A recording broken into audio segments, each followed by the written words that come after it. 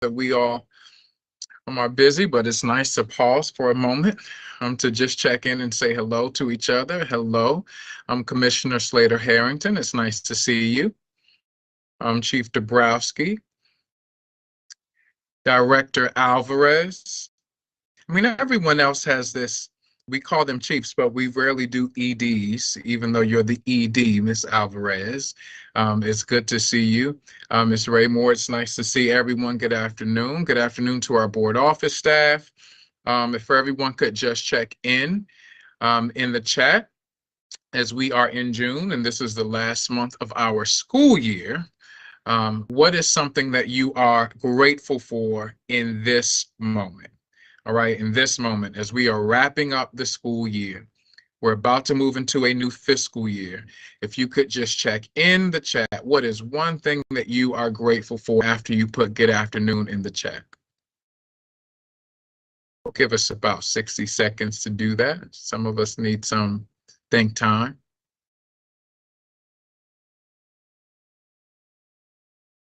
I agree, Jonathan. The awesome weather is nice. So my 8th graders our promotion ceremony is tomorrow, and it's 255 of them that we are promoting. And today I thought it was going to rain, but the rain held up for our final field day that we had today. So I'm definitely appreciative of the weather as well.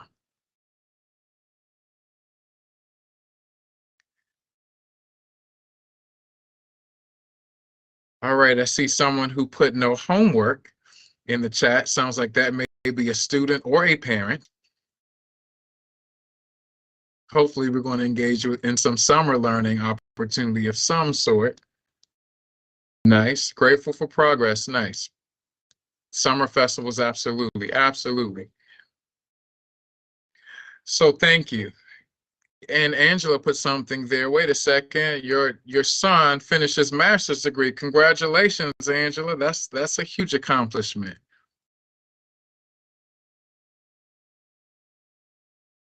Yes, children making it through another year, and you still like your 7th grader. Well, wait until they get to the 8th grade, Commissioner. Okay, nice. Thank you all for doing that. Folks can continue to just check in. Son's returning home from college. Awesome. As we're wrapping up this school year and really setting our intentions and our affections on things that are coming up in front of us, which is a new year. So we are going to do some reflection today, but I want us to, if we can, those of us who are presenting, to stick to the time frame within our agenda, because we have several items to get through today, and we want to make sure that we have a meaningful time to engage with each of those presentations. We're first going to start with our R3, Expanded Learning Opportunities with a focus on English learners. Then we're moving into KRA, an update aligned to early learning, followed by a review of operator renewal process information. And I'm assuming Ms. Alvarez will stick around for the operator location and waiver request from Patterson Park.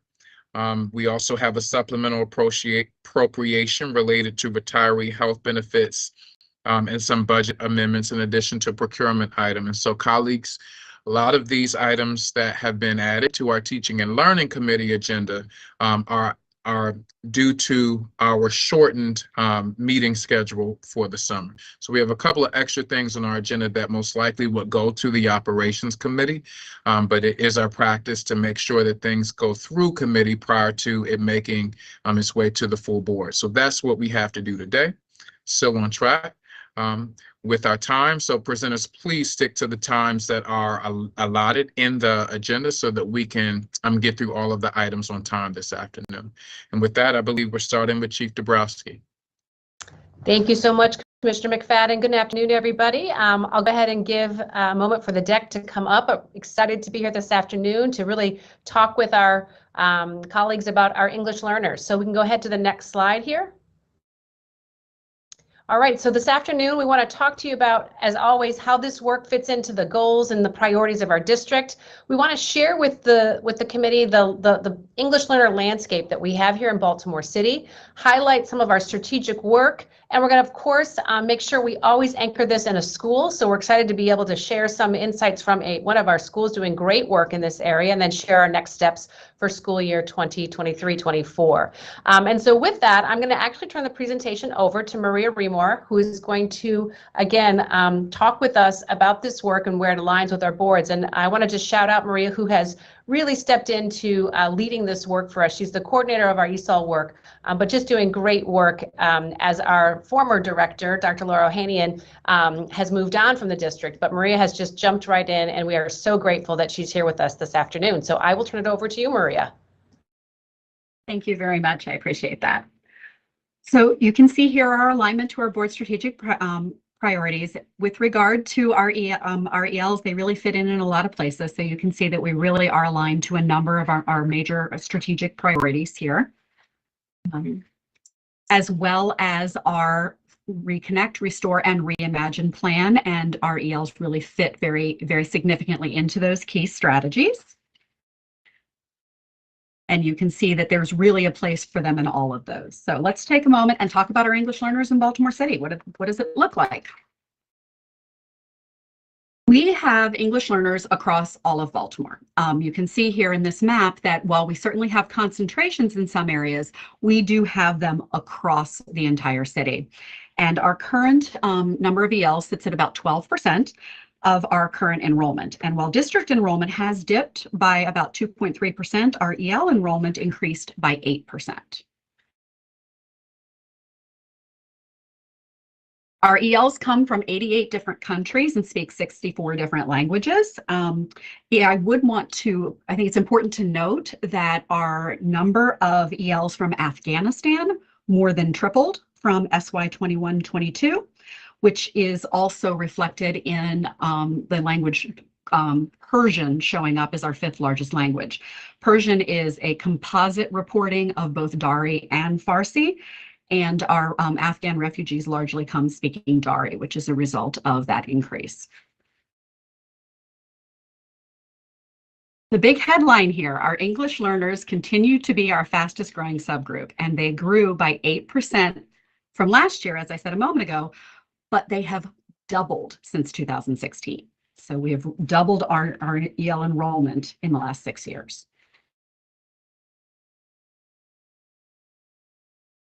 We do have 11 schools that represent half of the district's total EL enrollment, and that's those largest concentrations of ELs in the city.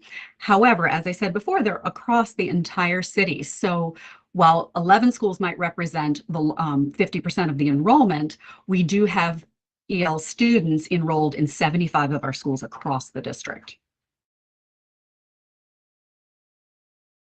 We have 6 schools that have seen their proportion of ELs grow significantly. They have grown by more than 20 percentage points in the last year. And with that growth, we're seeing those are significant numbers. So when we talk about, for example, that 29.1% growth for National Academy Foundation, in 17-18, it was 139 students out of 824. That is now up to 381 students out of approximately the same number of enrollment. So we really are seeing significant jumps in these particular schools. We have a number of other high impact schools, but these 6 schools have seen the largest proportional growth in the last 5 years.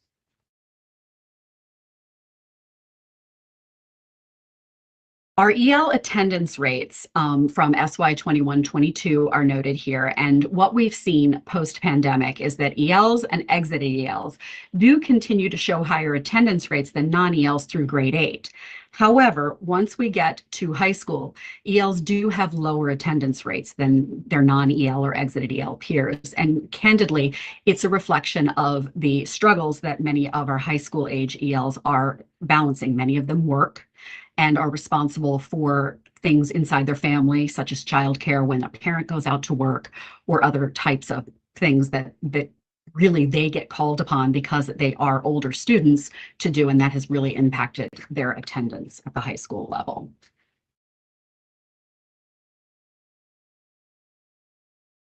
So what we're looking at here is a comparison of our access data growth, which our access data, for context, is the assessment. It's part of MCAP that we use to demonstrate our students' growth on their language proficiency. And the comparison here is from SY 1920 to 21-22. Due to challenges during the virtual learning year, very few students took access in the 2021 school year. So the growth here is measured in comparing 1920 and 21-22. It includes students who tested in both windows. And what we find is that our elementary students were more likely to meet their growth targets than any other grades. Middle school students struggled the most to meet those growth targets. On this slide, you can see DIBELS performance and iReady performance of ELs during the course of SY 22-23 thus far. And what we're looking at here is the MOY, and for DIBELS, it's grades K through 5. For iReady Math, it's grades K through 8. And while we are seeing a significant number of our ELs in the well below or below benchmark, what we see reflected in this data is that once our English learners move through the language acquisition process and are exiting services, our exited ELs are performing quite well on their district interim and math assessments. So we're going to talk a little bit about some of our strategic plan work and some highlights and successes there. Our vision for our multilingual community and our English learners continues to be that our school communities welcome and ensure that our families and our learners attain multilingual literacy, they meet or exceed rigorous academic standards, and are prepared for college and career readiness. In order to do this, there are 3 beliefs that we ground ourselves in, and we believe these very strongly. First, that the language and cultural resources that our students and their families bring to the table, to their schools, are tremendous assets, not only for their learning, but also for their school communities. Secondly, English learners can achieve at high levels with the right expectations and the right supports. And finally, all educators are responsible for the language development of English learners. So we're going to take a look at and highlight some growth in our 5 goal areas you see here: differentiated support to high impact schools in grades K-8, foundational literacy in pre-K2, support for secondary ELs, high quality instruction for ELs, and dual language. We have grounded our work across these goals in 5 practices, and you'll see this come out in everything we do. We're using language objectives across all our content areas and grades to ensure that we're targeting the language our students need. Effective planning and collaborative planning and teaching models are being utilized. So teachers are working together to meet the needs. Content teachers are incorporating the appropriate scaffolds for students based on their assessment data and their individual need. ESOL staff are providing quality language instruction, and that there are engagement opportunities for our multilingual families. Looking specifically at our first goal of differentiated support to our high impact schools that are serving grades K-8, we've had a couple really big highlights this year in making sure we're ensuring that we're meeting the needs of the students in these classrooms, in these schools. We have dedicated educational associates, so instructional coaches in our 11 high impact schools that serve pre-K5 or pre-K8. In those schools, we've created, or across those schools, we've created a professional learning community that focuses on implementation of those 5 practices I shared. These schools have similar goals, they're learning together and from one another. These are the schools that are on that list that represent 50% of our district enrollment. They've focused in on data and data analysis, how we're supporting our long-term ELs, what we're doing around foundational literacy, what we're doing around oracy, and how we're supporting that with our students. Oracy being the ability for students to express themselves fluently in speech. It's their oral language capacity. So goal 2 is looking at our foundational literacy for our little ones, our pre-K to 2 ELs, and really looking at how we're refining and aligning that approach and anchoring it in what we know is good early language acquisition. And in the doing of this, we've developed a foundational literacy guide to support those early proficiency level 1 students in those pre-K to 2 grades. We worked with piloting this work in 2 of those high impact schools this year, and we're going to start the focus on all 11 for SY 23-24.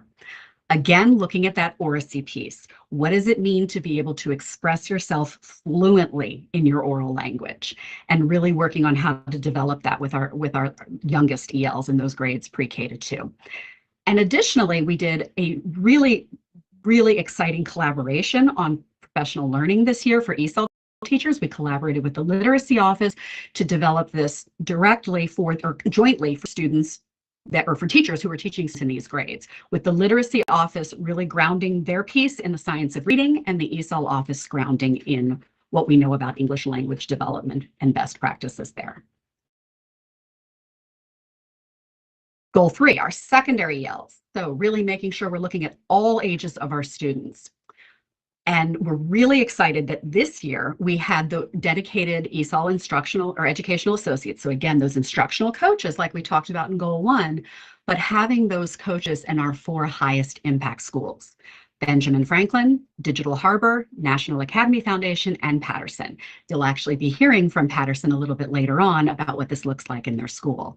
And in those schools as well, we replicated this idea of a PLC, a professional learning community, where the schools are able to focus not only on those 5 practices, but also on something called SIOP, Sheltered Instruction Observation Protocol, which is a means of providing support for English learners in content classrooms.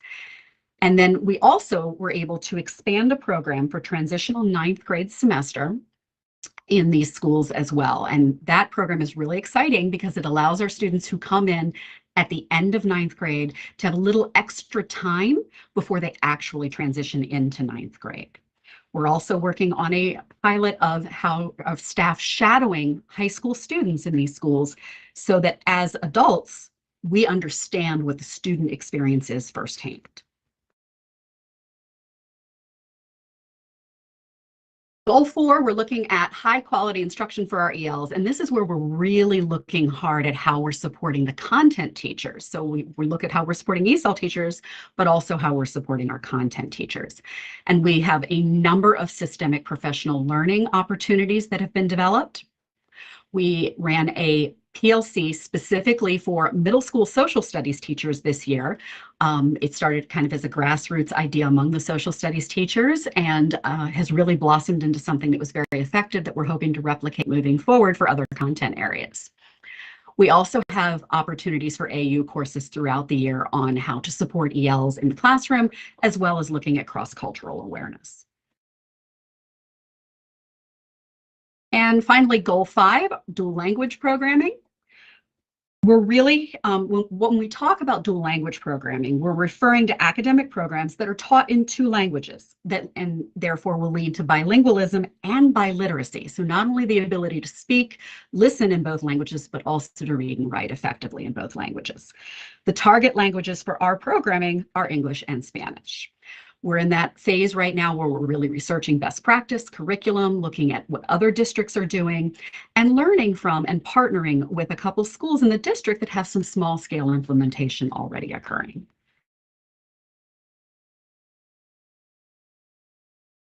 Another support that we really have in place for our ELs and their families is the Multilingual Enrollment and Support Center.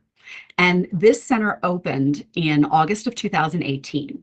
And you can see from this slide that we have more than doubled the number of families that we're serving now. And I can say we are well over 2,000 now as of today. And it's really a remarkable environment because we do support enrollment choice and transfer for multilingual families, but there are so many other things that happen there as well. We're able to evaluate foreign transcripts for our students who come in from other countries. There are bilingual staff and a bilingual social worker there who can support families and connect them to other resources in addition to the instructional piece, but also information with external agencies and partners and pieces that the families might not otherwise be aware of. Community-based organizations, city schools events, also the City of Baltimore events, and really working to follow up via a case management model with our families to ensure that not only have the students enrolled in school, but that we've also met as many of those other needs through making connections to external agencies, internal groups, whomever is necessary, so that we can get our students the access they need to everything from clothing to vaccinations to mental health concerns. In service of that, we have a lot of community partnerships and resources. And you can see there are many there on the screen, and many of them are private organizations like Casa de Maryland or the Refugee Youth Project, Soccer Without Borders. There are a number of different private agencies. We also have partnerships with groups within the City of Baltimore. And then at the far side there, you see some groups that we partner with in terms of bringing teachers and paraeducators into the district. Okay, at this point, we are going to turn it over to Principal April Myrick from Patterson High School, and she is going to talk a little bit about the work Patterson has done around language objectives.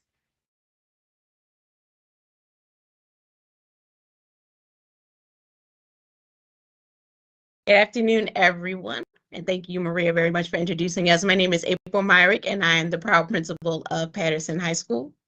And I'm Margot Harris. I am the ESOL EA, the high school-based ESOL EA here at Patterson that Maria mentioned earlier. We're one of the big fours. That we have.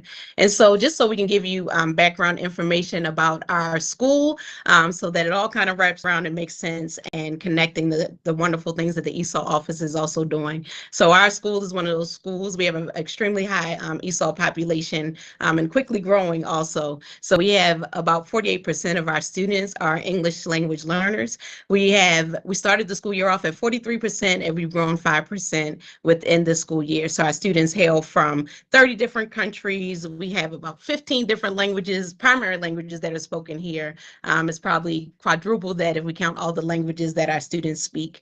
Since January of 2022, so about a year and a half, we've had 200 newcomers join our Patterson family. And so that is the beauty of our school and the diversity of our school. And so this year, when I entered into Patterson, I spoke with Margot, who is our school-based ESOL EA, and we really wanted to focus on language objectives. Because of our high EL population, we knew this was a good foundation to start. And so language objectives just help students acquire academic language. And it's not only good for our ELs, but it's good for all of our students, because most students don't come out speaking academic language. You don't come out as a baby and talk about quadratic equations or the fancy biology vocabulary that comes along with learning. And so we wanted to make sure that all of our students could access academic language, and writing effective language objectives can help support that. It also gives students the opportunity to demonstrate their language acquisition, but also be able to tie it in with content. So not only are we teaching students very important English language skills, we are also expanding their vocabulary to content learning.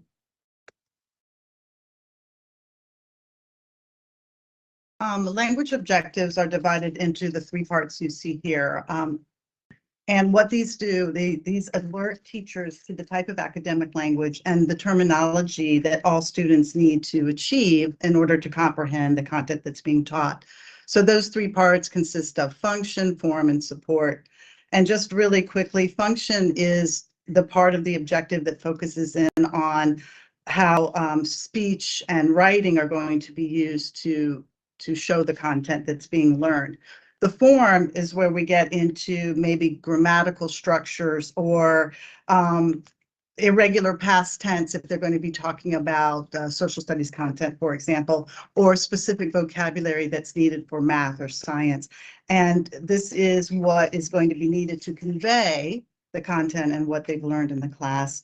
And finally, that third part of the language objective is really important because this is that differentiation piece. These are the supports where students can actually go to pull the language that they need to do the work. And so how we started, we know that if you set something as a priority, it has to be done day one and the time has to be given to it. So we began day one professional development. The first day that the teachers came back in August, we spent a lot of time on professional development to teach our teachers how to write language objectives and how they could be used in the classroom. And we follow up with that PD through work that I do with teachers one-on-one. We work with the departments directly, and we also have our 10-minute sessions during our faculty meetings. Yeah. And so we decided to use the 10-minute sessions during faculty meetings because the school-based professional development, there's always competing factors. And we wanted to make sure that it was a priority and keep it on the forefront of teachers' minds. So just to be creative, we tried to use 10 minutes of every faculty meeting where we did just a little professional development session. And so these are our 3 goals for the area surrounding the language objectives, which is one of the best practices for SIUP.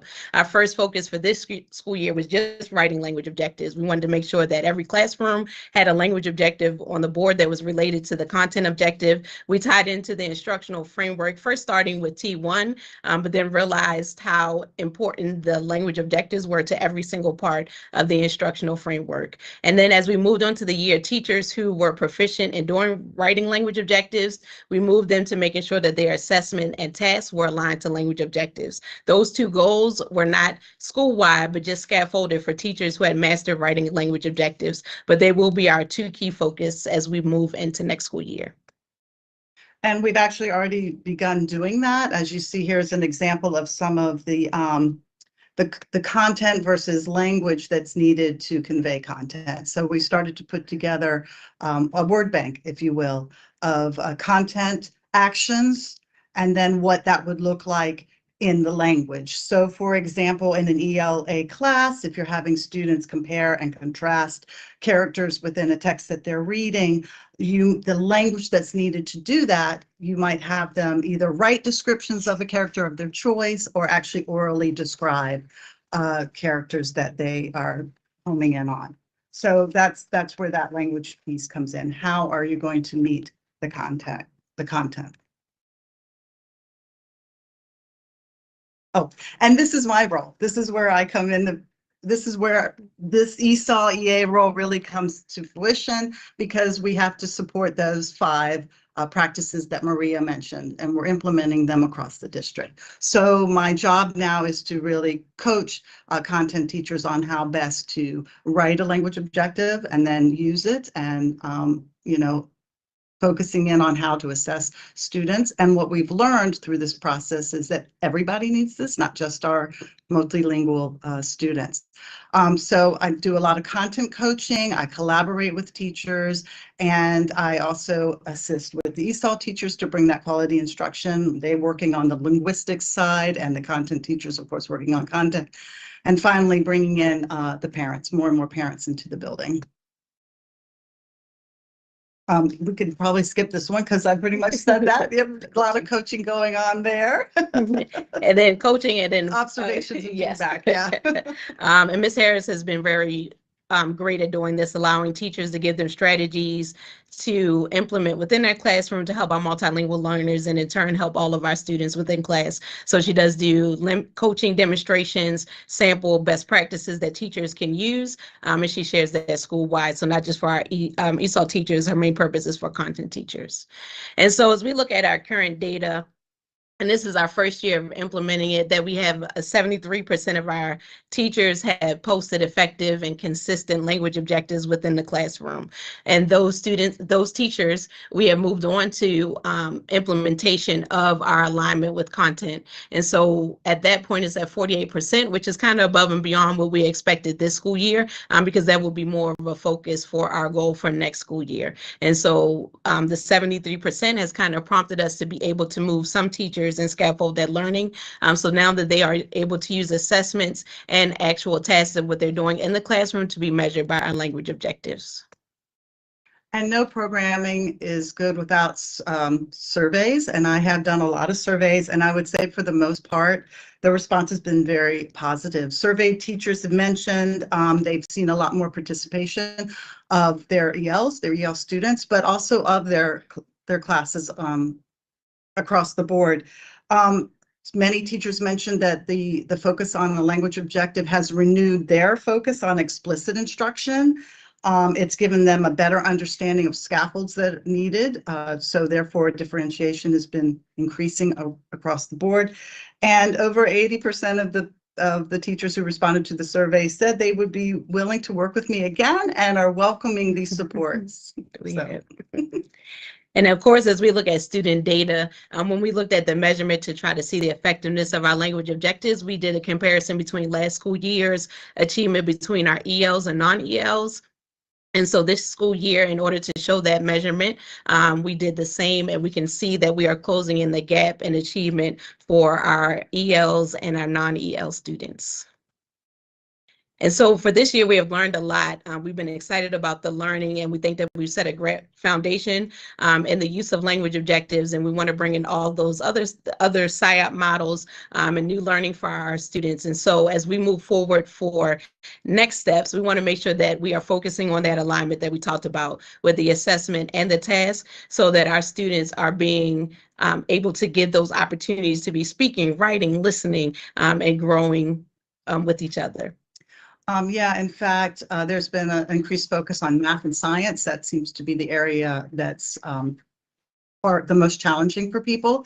And so I'm working with the math team to create working language objectives for the new pre-AP Algebra 1 course. So we'll be doing that over the summer.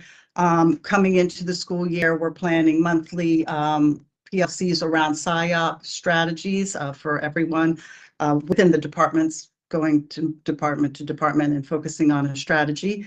And then finally, I'm currently working on some school-wide speaking and writing rubrics that teachers can use across the contents. Yeah. And so then the additional things that Margot's position has really been key to the success of the program. And so she'll be working with a cluster of teachers. She works with all of our teachers, but she will have a focus on a cluster of teachers that may have struggled with instruction for our English language learners, or maybe have a higher failure rate for EL students. And so that will be her coaching cluster that she has, and she'll also be a key component of our instructional leadership team. We're also planning to send our leadership staff and teachers to the SIOP training in DC this year. Yeah, so thank you very much. Thank you. Thank you very much, Margot and Principal Myrick. It's really exciting to hear what you guys are doing, knowing that this work has really only just started, and there's still so much more to go. Yes. So just to wrap up then, our next steps for SY 23-24, the first thing we want to start to do is shift the conversation.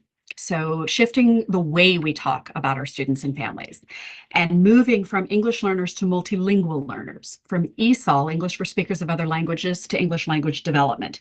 The idea that we're moving away from an English-centric dialogue and towards more inclusive language that takes into account the backgrounds of all of our students and looks at it from an asset-based stance, that these are strengths our students and our families are bringing to the table. And in service of that, there's going to be a new Office of Multilingual Learners starting next school year with a director that will oversee both ESOL and World and Classical Language programming.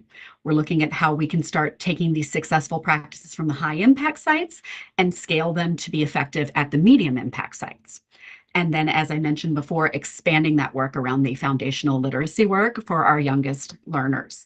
Finally, we will be moving towards implementation of something of an operational and instructional learning platform called Elevation that will create a space for us to do a better job of managing data and helping teachers understand where their students' needs are and providing some instructional strategies around those needs.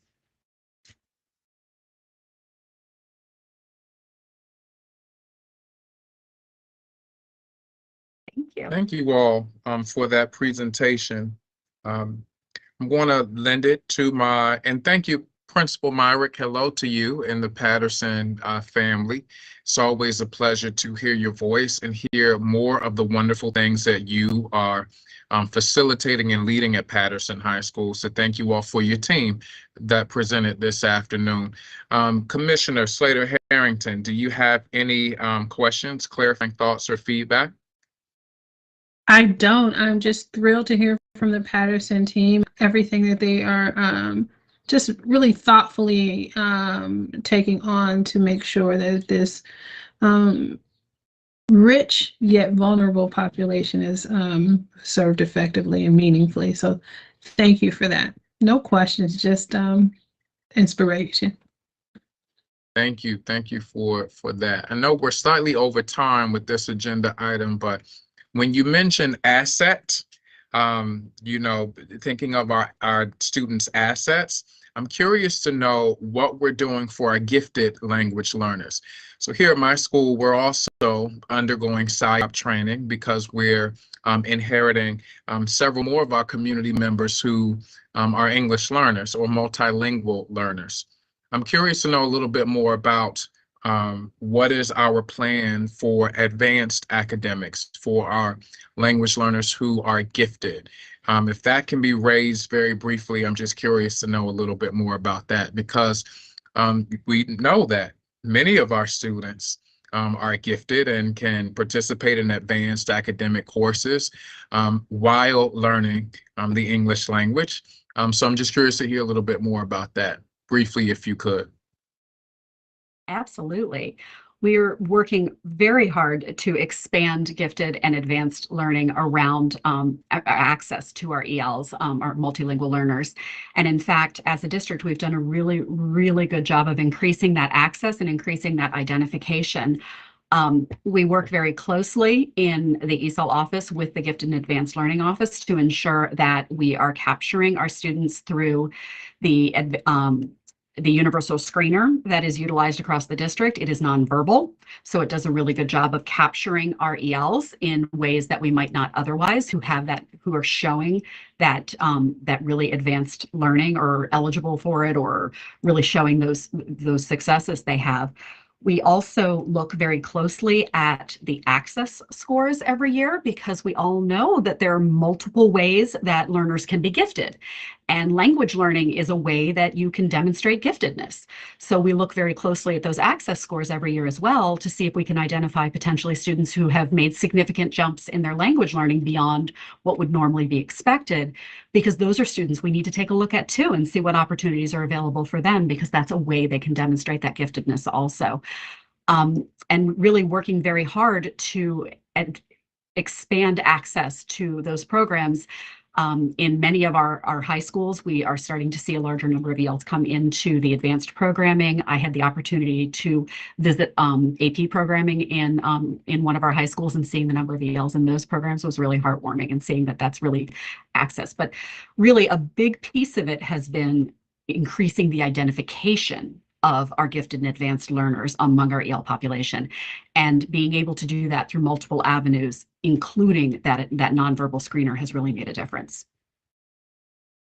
Thanks, I appreciate that. I look forward to hearing more about that. I know that we have a couple of presentations in committee around identifying students for advanced coursework. And so this, of course, is another layer to that focus that I hope we'll continue hearing about. So thank you so much for your work, for your leadership, and for this presentation this afternoon. Thank you so much. We are now ready to move to KRA, our early learning update. I don't see any additional commissioners on this committee present, so I just want to make sure I didn't miss anyone to chime in. But hello, Crystal Francis. Hi, can you all hear me okay? Absolutely. Perfect. All right.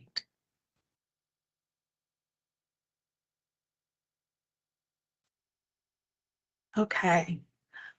Oh, go ahead, Chief Dabrowski. I'll let you do your thing. You go ahead, Crystal. Jump right in. Okay. Good afternoon, everyone. I'm very excited to be here with you all this afternoon, presenting on just the updates to early learning and our CARE update. I believe you all probably saw a lot of this CARE data earlier in the school year, but we will kind of quickly go over that again and then just kind of talk about the work that's been happening in early learning thus far. So these are some of the things that we want to go over today. Just making sure that we're talking about the alignment with early learning and our goals, the data that we wanted to share with you around some attendance, KRA, some of the strategies that we have employed during this school year. We want to dive in a little bit into Kerwin, that blueprint for Maryland's future. And we're going to hear from a few of our families today, which I am very excited about. And hopefully they can just share some of the great work that they have been partnering with some of our Judy centers with for this school year. And so as Maria shared earlier in her presentation, we just wanted to show this, the priorities of city schools and how this work aligns.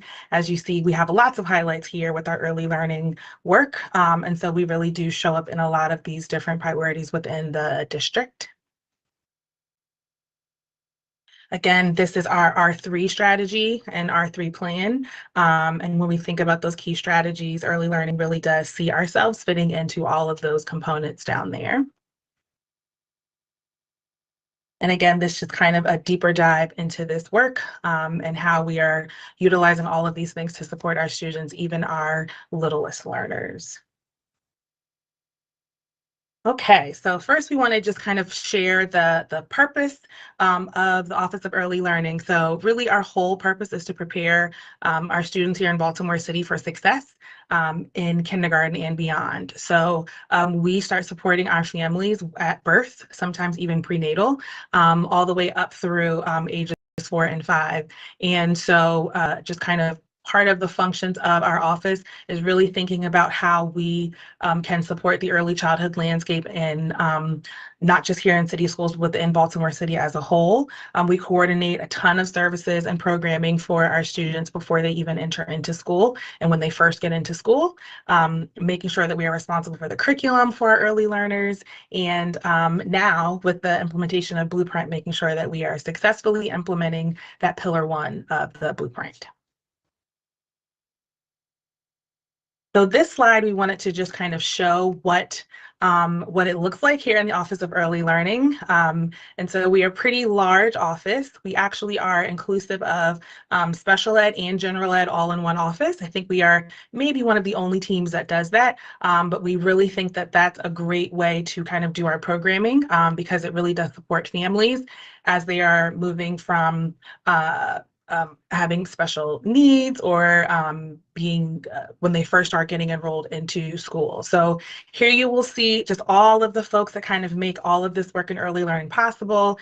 As you see, we have infant and toddler teachers, we've got pre-K there, preschool special ed, anything that exists under the umbrella of 0 to 5 lives here in the Office of Early Learning.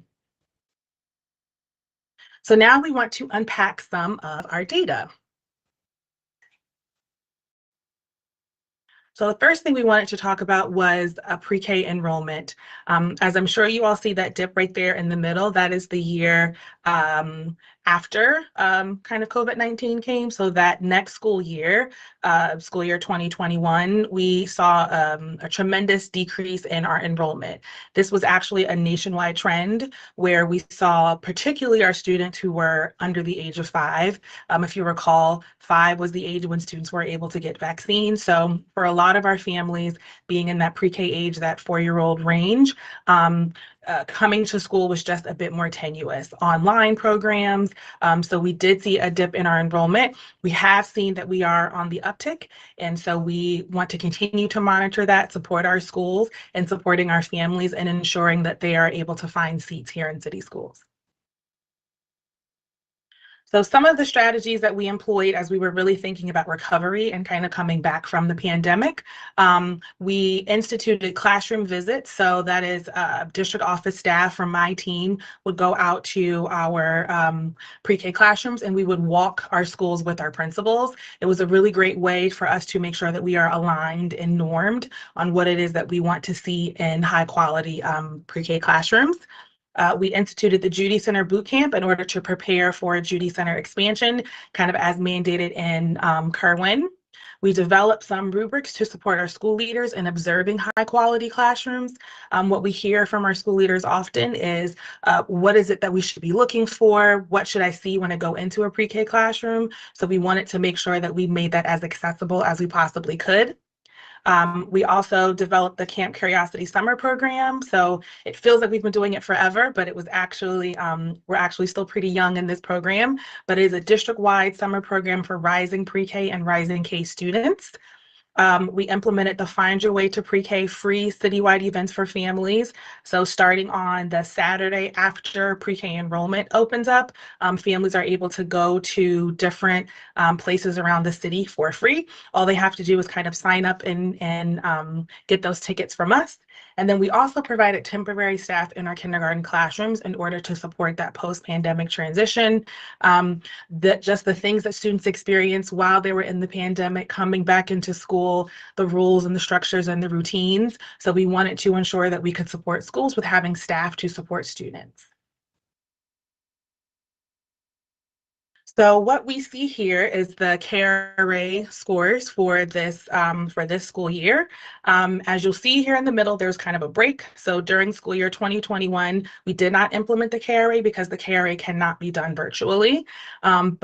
So we saw that we took a dip down there in school year 21-22, which was to be expected just because students weren't able to be in schools with their teachers. There was not a lot of kind of prior care, early childhood experiences that students were having. But what we're super excited to see is that during this school year 22-23 that we saw some really great growth of just our students coming back and being able to be with their teachers. And so seeing that 8 points growth we're very, very excited about that.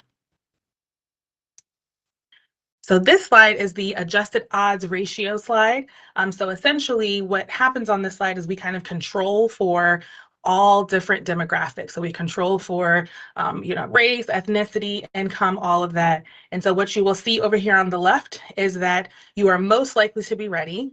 And the best kind of prior care setting for students is if they are in a pre-K at a Judy Center school. And then of course, second best there is pre-K at just in our city schools classrooms. And then over to the right, you'll see some of the other prior care settings that students have. So it always is good to know that even when we control for, all of these other things, that we know that we're doing the right thing over here in city schools. And this is the place where we want our students to be in order for them to be successful in kindergarten readiness. So next, we're going to talk about some of the strategies that we have implemented during this school year, 22-23. So during this year, we actually established professional learning tracks for our pre-K and preschool special education teachers. Those tracks were inclusive of foundational literacy, foundational math, and solutions for inclusion. When we really sat down to think about, again, this idea around recovery and what were the things we really want to focus on, these were some of the topics that came up. So teachers and pairs were able to start off the year within kind of one cohort and dive deeper throughout the rest of the year into these topics. We did a book study with our principals this spring, and we are hoping to do that again with our school leaders, but really just around some principles around early childhood in order to help support them and to increase their knowledge. This year, we implemented quarterly data sessions with our pre-K and K teachers.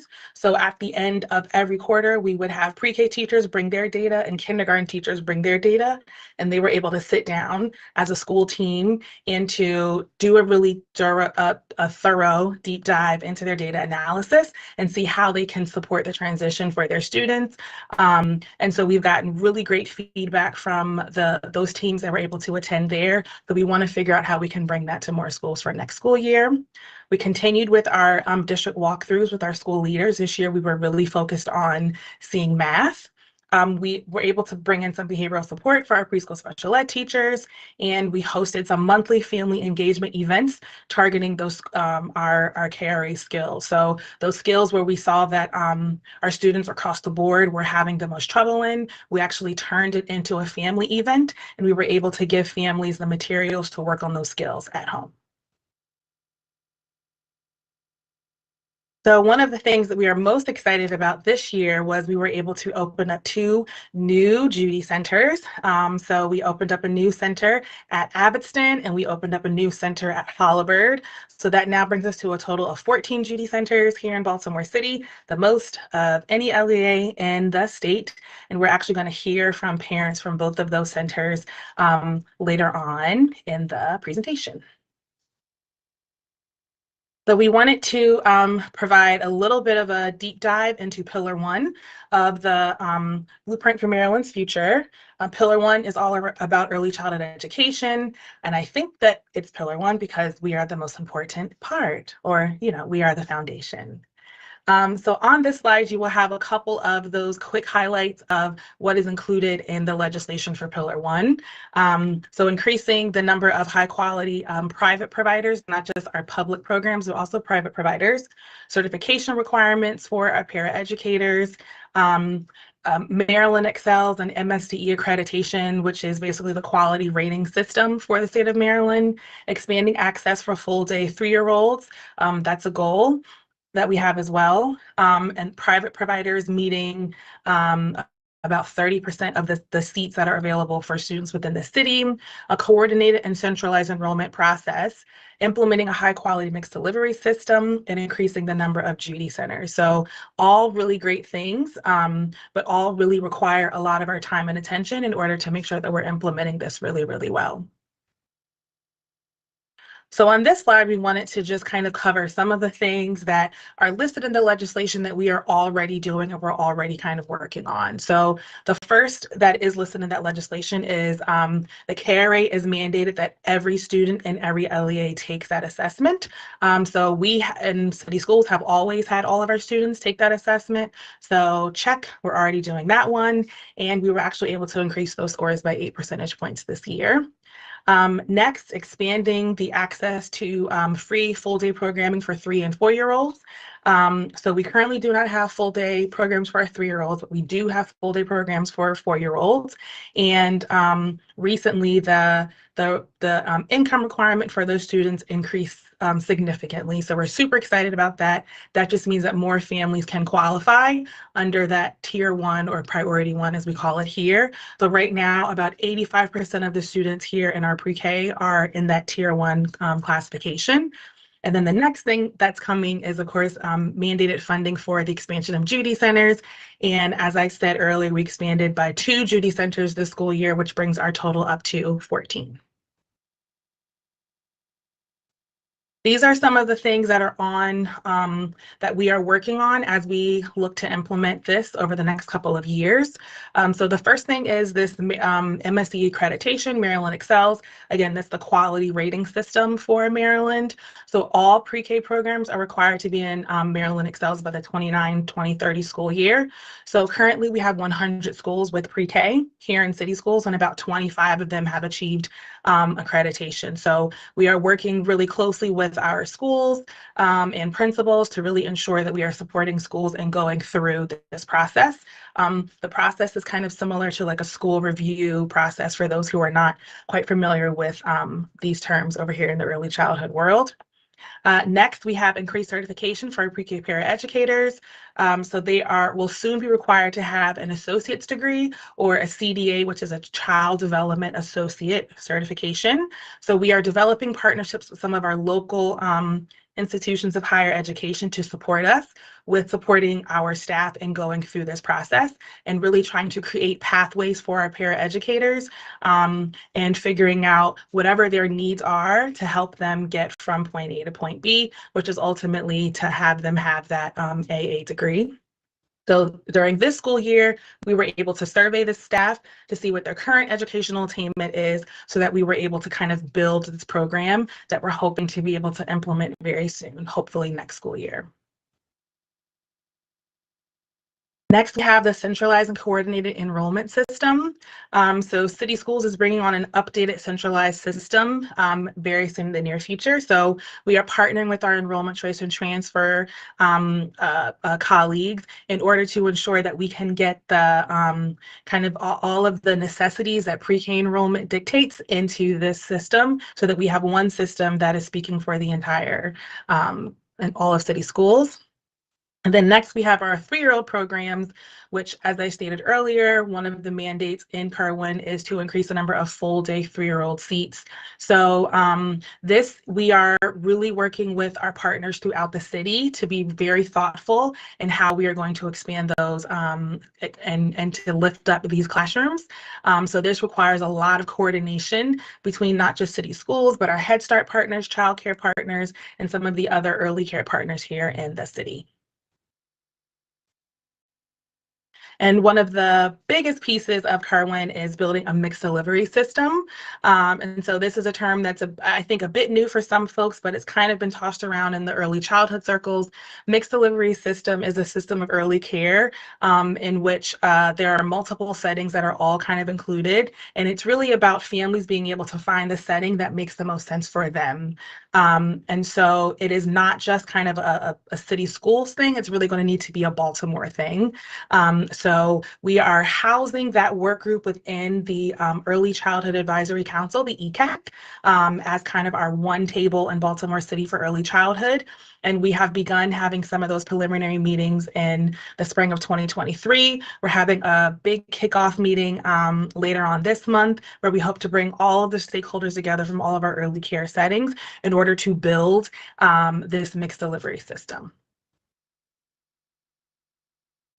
So looking ahead at some of our investments for the upcoming school year, we actually have some new staff that we're bringing on to support us with this Kirwan implementation. So we were approved for a pre-K blueprint coordinator who can dedicate their time to really ensuring that we are implementing all of the legislation and all of the pieces of Pillar 1. And then also a pre-K enrollment specialist who can actually really support families with finding classrooms and locations and schools that really meet their needs. Next, we have been approved for a pre-K curriculum, which we are super duper excited about. So we are hoping to implement that in school year 24-25, so not this upcoming school year. During this upcoming school year, we will issue an RFP so that we can really find a great curriculum that meets our needs. And we hope to begin training our teachers in that so that we can go into a full-scale implementation that following year, 24-25. And then next, we are partnering with our literacy office to ensure that we are bringing the science of reading to our pre-K and our preschool special education teachers. Of course, foundational literacy is so important, so we want to make sure that pre-K also has that really great grounding and really thinking about how we can support our school leaders on what are principles of high quality early childhood education as we think about just the expansion of our early childhood programs as we are looking toward that Kirwan implementation for the future. So now we're going to hear from a couple of our families. So first, we actually have a video from Miss Espinal at Holabird. So Holabird is one of our newest Judy Centers. So we have closed caption on the side because Miss Espinal is a Spanish-speaking parent, but I wanted to allow her to share her experience. Crystal, thank you. I'm going to go ahead and play this video, but I'm going to need you to flag for me if for whatever reason you can't hear the sound, okay? Will do. Thank you. La experiencia que me ha dado el programa de Judy Center ha sido de mucho aprendizaje, tanto para mi hija como para mí. Uno de los programas en los que soy parte es The Chick Program, un programa para padres. Este me ha otorgado diferentes estrategias y herramientas para manejar ciertos comportamientos de mi hija, saber amar y respetar sus decisiones, y yo como mamá sea la persona que puede confiar. Esto me ha ayudado a ser mejor padre en el hogar, Además, tenemos Coffee Connection una vez al mes. Me ha ayudado a conectar con más madres de la comunidad y sentirme preparada para ayudar a mi hija desde los juegos que nos otorga el Jury Center. Además, mi hija, como muchos niños en la escuela, han disfrutado de experiencias fuera como dentro de la escuela. Por ejemplo, excursiones al zoológico de Washington, Science Center, Port Discovery. Cada mes las asambleas mensuales que brindan experiencias únicas para desarrollar sus habilidades artísticas. Jury Center ofrece también oportunidades para los padres y los hijos pequeños a través de grupos de juego, distribución de comida, pañales y artículos de cuidado personal. También ayuda a la comunidad dando clases de inglés. Esto es de gran ayuda para las necesidades esenciales de la escuela y siendo un miembro contribuyente para la sociedad. Gracias a Jury Center por la oportunidad de ser una de las escuelas elegidas para este grandioso programa. Cambiaron de una gran parte los cuidados y la manera de educar a mi hija.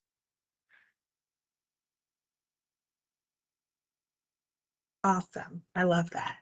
And so then we also have Mrs. Morning, who is a parent from the Abbotston Judy Center. And I believe she's here in the meeting with us. So if you want to come off camera and come off mute so that we can hear you and see you. Hello, good afternoon, everyone. How are you? I am Good. good. I'm currently a parent at Evanston Elementary School. I have a 5-year-old who is in pre-K, and I also have a 2-year-old who had the pleasure of joining the Judy Center. The Judy Center was amazing this year. It helped with so many different things, different resources, from having my 2-year-old be involved in groups and cooking activities. We had an amazing time. I definitely think that implementing the Judy Center into the elementary schools and having our younger children join was definitely a plus. I definitely know that having my 5-year-old be put into a huge environment was a big transition for him.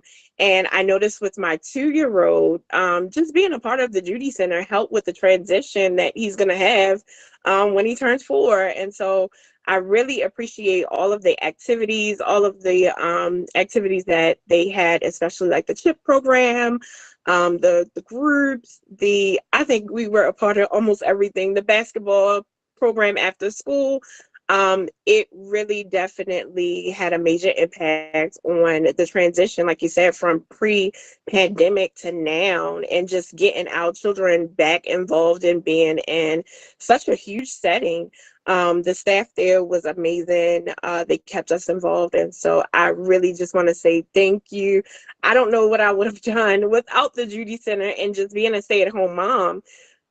With my 2-year-old, I think it's very important that, he had that social environment to be a part of, and definitely get the hands-on with other students.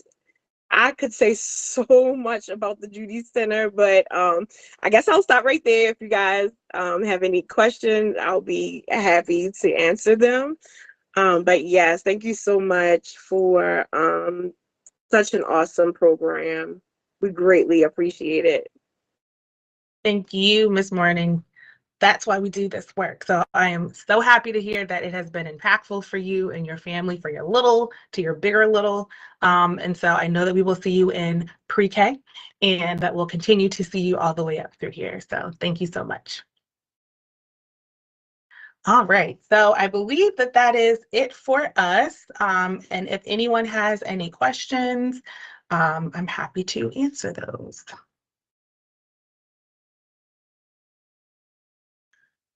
Thank you, and thank you to our parents who have joined us to share their experiences with our youngest people. Hello, Commissioner Kenyatta Bay. Good afternoon. And our former Commissioner Linda Chinya, who was she was an elementary school principal. You know, this was very, very near and dear to her heart. So it's nice to see the evolution of our early learning programming in city schools. And it's nice to see some of our media partners here with us in this meeting this afternoon. Hopefully we can share some of that good news about what's happening with our early learners, because we know if we have a strong foundation in the early stages of cognitive development, social development, learning, our students have a very positive trajectory. If they have that strong foundation. So thank you to the team. I want to bring in Commissioner Slater Harrington. I know that she has some things that she wants to chime in on. You know me also well already, Commissioner McFadden. Kudos to you, Crystal Francis, and to Dr. Drabowski on just really the advances that have been made. As you already know, I am deeply invested in early childhood and making sure that we close that knowing and doing gap. We know that, to Commissioner McFadden's point, we know that is what makes a difference in getting our young people off on a great start and actually doing it.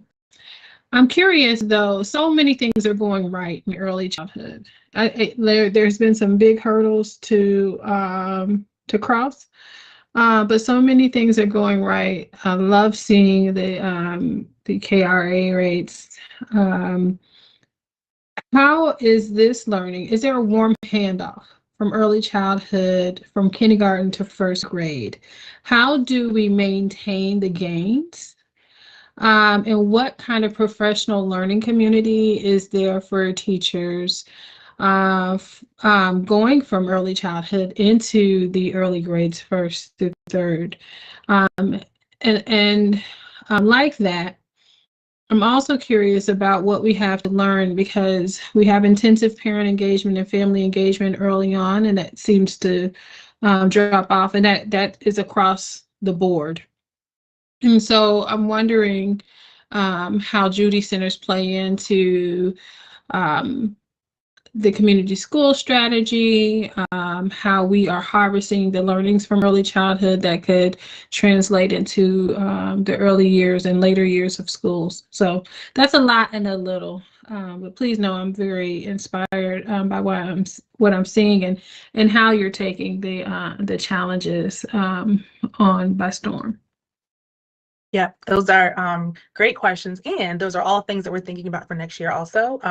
So one, the idea of transitioning students kind of from the early childhood grades or pre-K into K or K into first grade, it's really kind of this like national thing that lots of people are trying to figure out, because in our pre-K settings are nice and fun and kind of warm and fluffy, and then students sometimes experience such a difference as they transition into those older grades. So for this upcoming year, and even starting right now, our office has been really intentional about partnering with like our literacy office. So again, like ensuring that we're having these kind of cross office collaborations.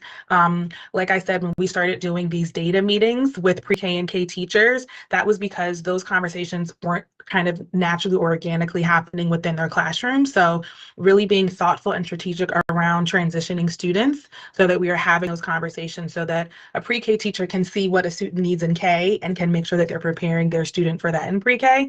And then a kindergarten teacher can kind of look over and see like, okay, here's what I know that students are coming with in pre-K. How can I be really thoughtful about setting them up for success in kindergarten? So I think that's one way, just as within our own offices, trying to find alignment, being very intentional in transition planning for our students coming from early childhood into kind of those school age programs. And then the other thing you mentioned is around this family engagement.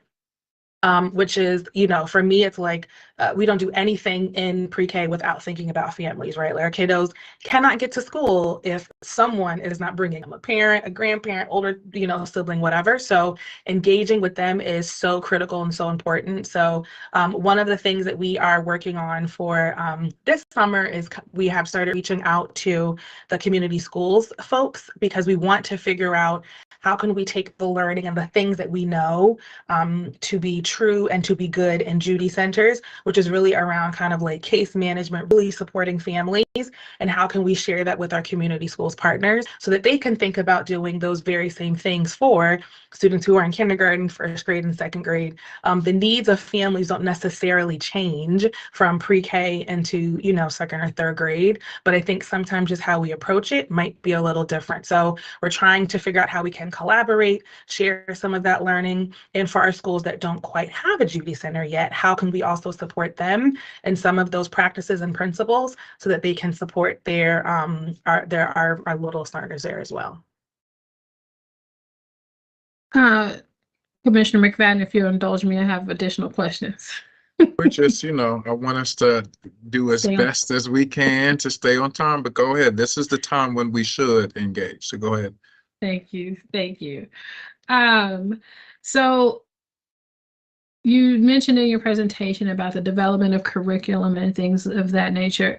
I'm curious to make sure that you do everything with the intentionality. And so I want to just make sure that there's alignment with the curriculum, the literacy curriculum that the district has adopted for the older grades, and how we will crosswalk that so it is not disruptive for young people, or that the parents will be able to make a natural kind of transition, and educators make a natural transition into the curriculum. And that it'll be seamless, or as seamless as possible.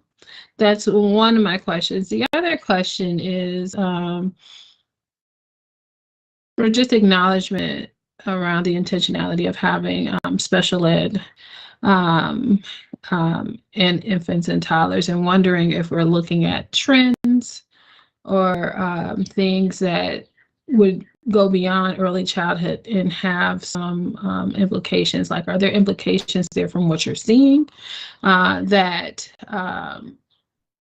there will be implications for later on that we need to be paying attention to and maybe budgeting for and planning for? So.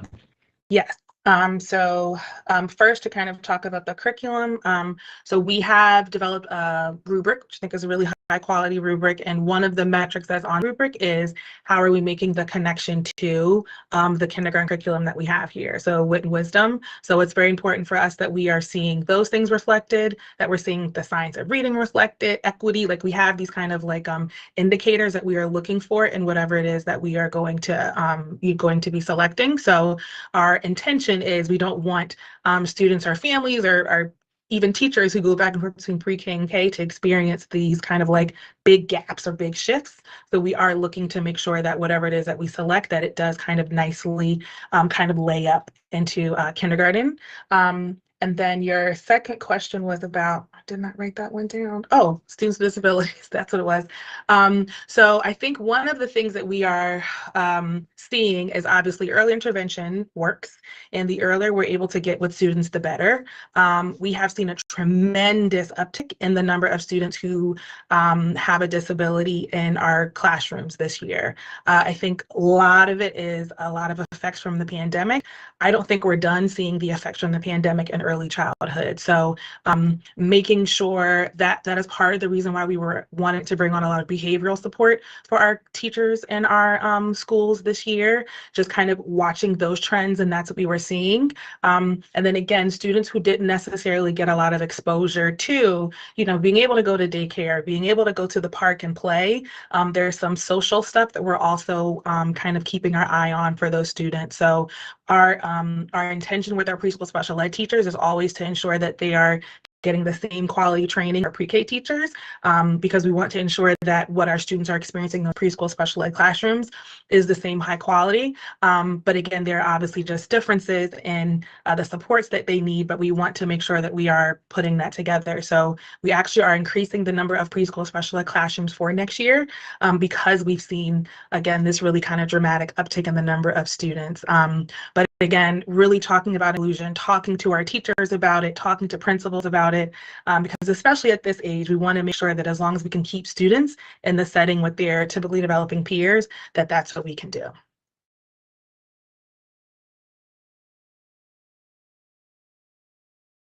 Thank you. We have a lot to learn from early childhood. Thank you. Thank you.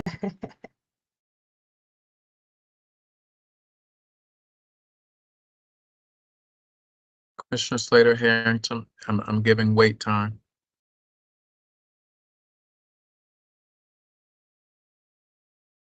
Thank you, Ms. Francis, Crystal Francis, for this presentation, your team, the families, the parents.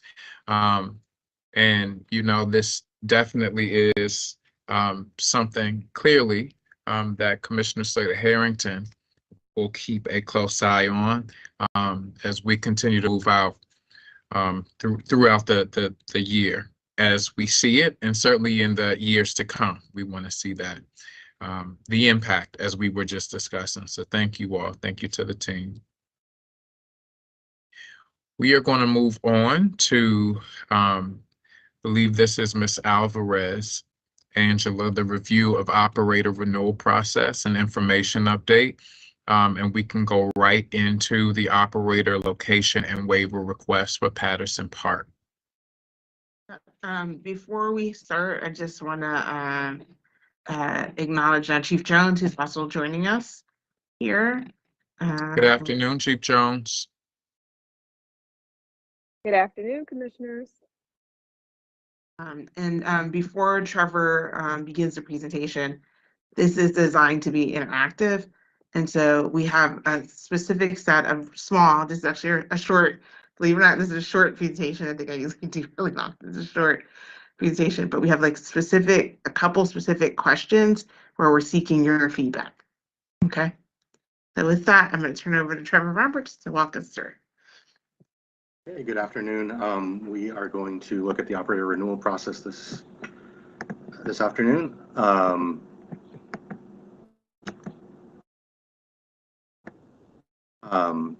So the renewal process was developed in 2012 through a stakeholder working group with a variety of stakeholders. It does have some key features that we'd like to highlight. We use a consistent set of metrics from year to year. We hold an annual debriefing process with key stakeholders to address any challenges that come up.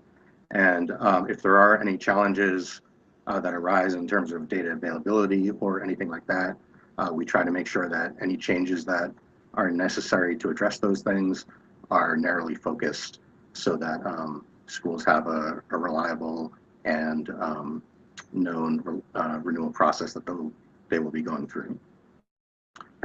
This year we have 3 schools going through renewal: Baltimore International Academy West, Green Street Academy, and Kip Harmony Academy.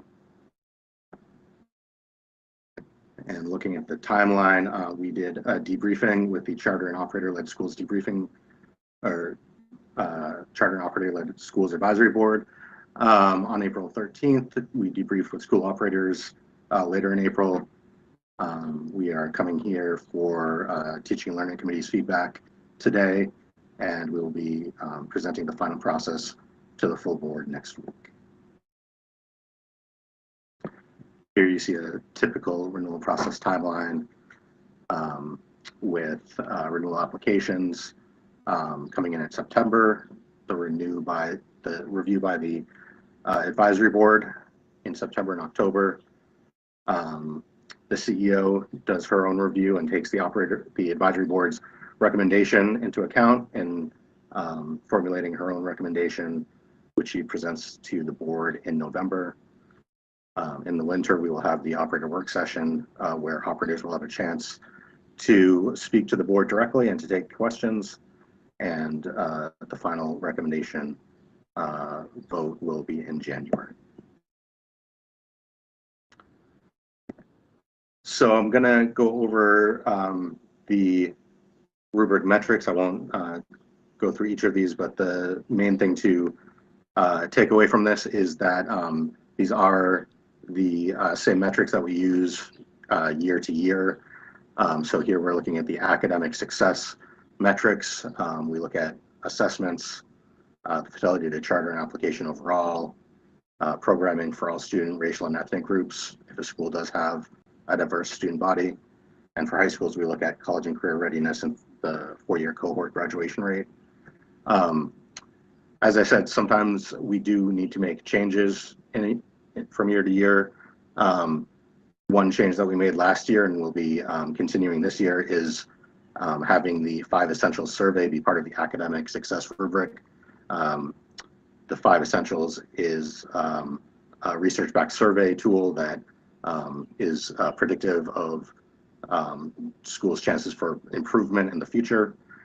And we moved that into the academic section last year because we have a more limited amount of state assessment data because of the move to the new Maryland MCAP assessment. In the climate section, we look at 3 measures from the SER: talented people, vision and engagement, and highly effective instruction. We look at family satisfaction surveys, cohort retention, how schools are doing with attendance and chronic absence and suspensions, and programs for students with disabilities. Again, this is the same metrics that we use from year to year. Finally, we look at the financial management and governance section. We look at schools' audits. We look at their operator capacity, and another measure from the SER, strategic leadership. So we do have a few areas where we have been exploring the idea of changes, and we would like to get any feedback. The first is with graduation rate. What we are trying to do with some of these changes that we are looking at is to give schools credit when they have raised graduation rates over time. And here we are looking at the current rubric. One thing to note is that schools with consistently high grad rates under all of the options that we're looking at will be rated effective or highly effective. But we want to, again, give credit to schools that raise rates over time. So if you look at the bottom, we have 2 hypothetical schools, School A and B. School A is one where this graduation rate has changed over time, but we don't see a clear trend of improvement. School B is a school that started out at a lower level, but consistently improves from year to year. And you should note that under the current rubric, School A would be developing with a 3-year average of just under 75%, and School B would be not effective with a 3-year average of 69.7%, and that's despite School B raising their graduation rate by 11 percentage points, which is a really significant improvement to do over a 3-year period. So we have a few options that we'd like to look at. The first option is to give credit for schools that raise rates over the course of the contract and end in the most recent year of data above the ratings cutoff point. So this would be a school that has raised its rate, but has not, over the 3-year average, gone into the next highest rating, but in its most recent year of data, in that 1 year of data, is over the rating cutoff to get into that next highest rating category. And you'll see the highlighted language here would be additions to the rubric that would show this.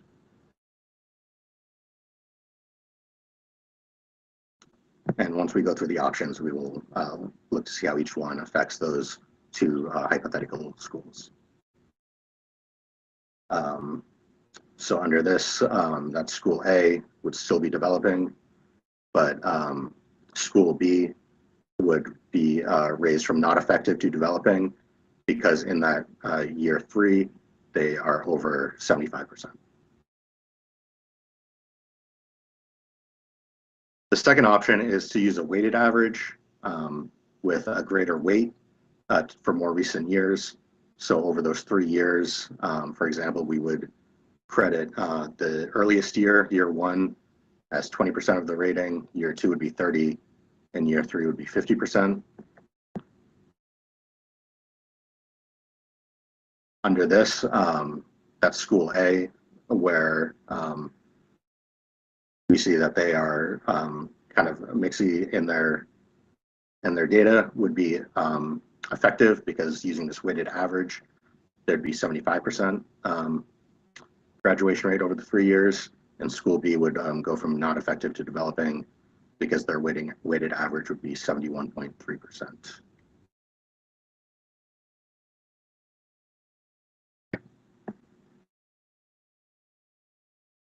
Finally, option 3 would be if the graduation rate in the most recent 2 years are significantly higher than the first year, we would only use the average of the final 2 years. So if a school starts out very low but has significant improvement in those final 2 years, we would only be looking at the last 2 years. So again, the highlighted language would be how this would be implemented. And looking at those schools again, again, school A, since it does not have a clear trajectory from one year to the next, would remain developing.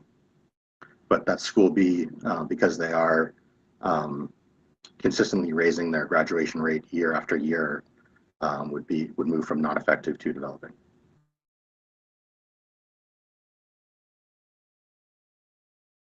And this is just a summary of how each school would look under each of the current and the 3 options.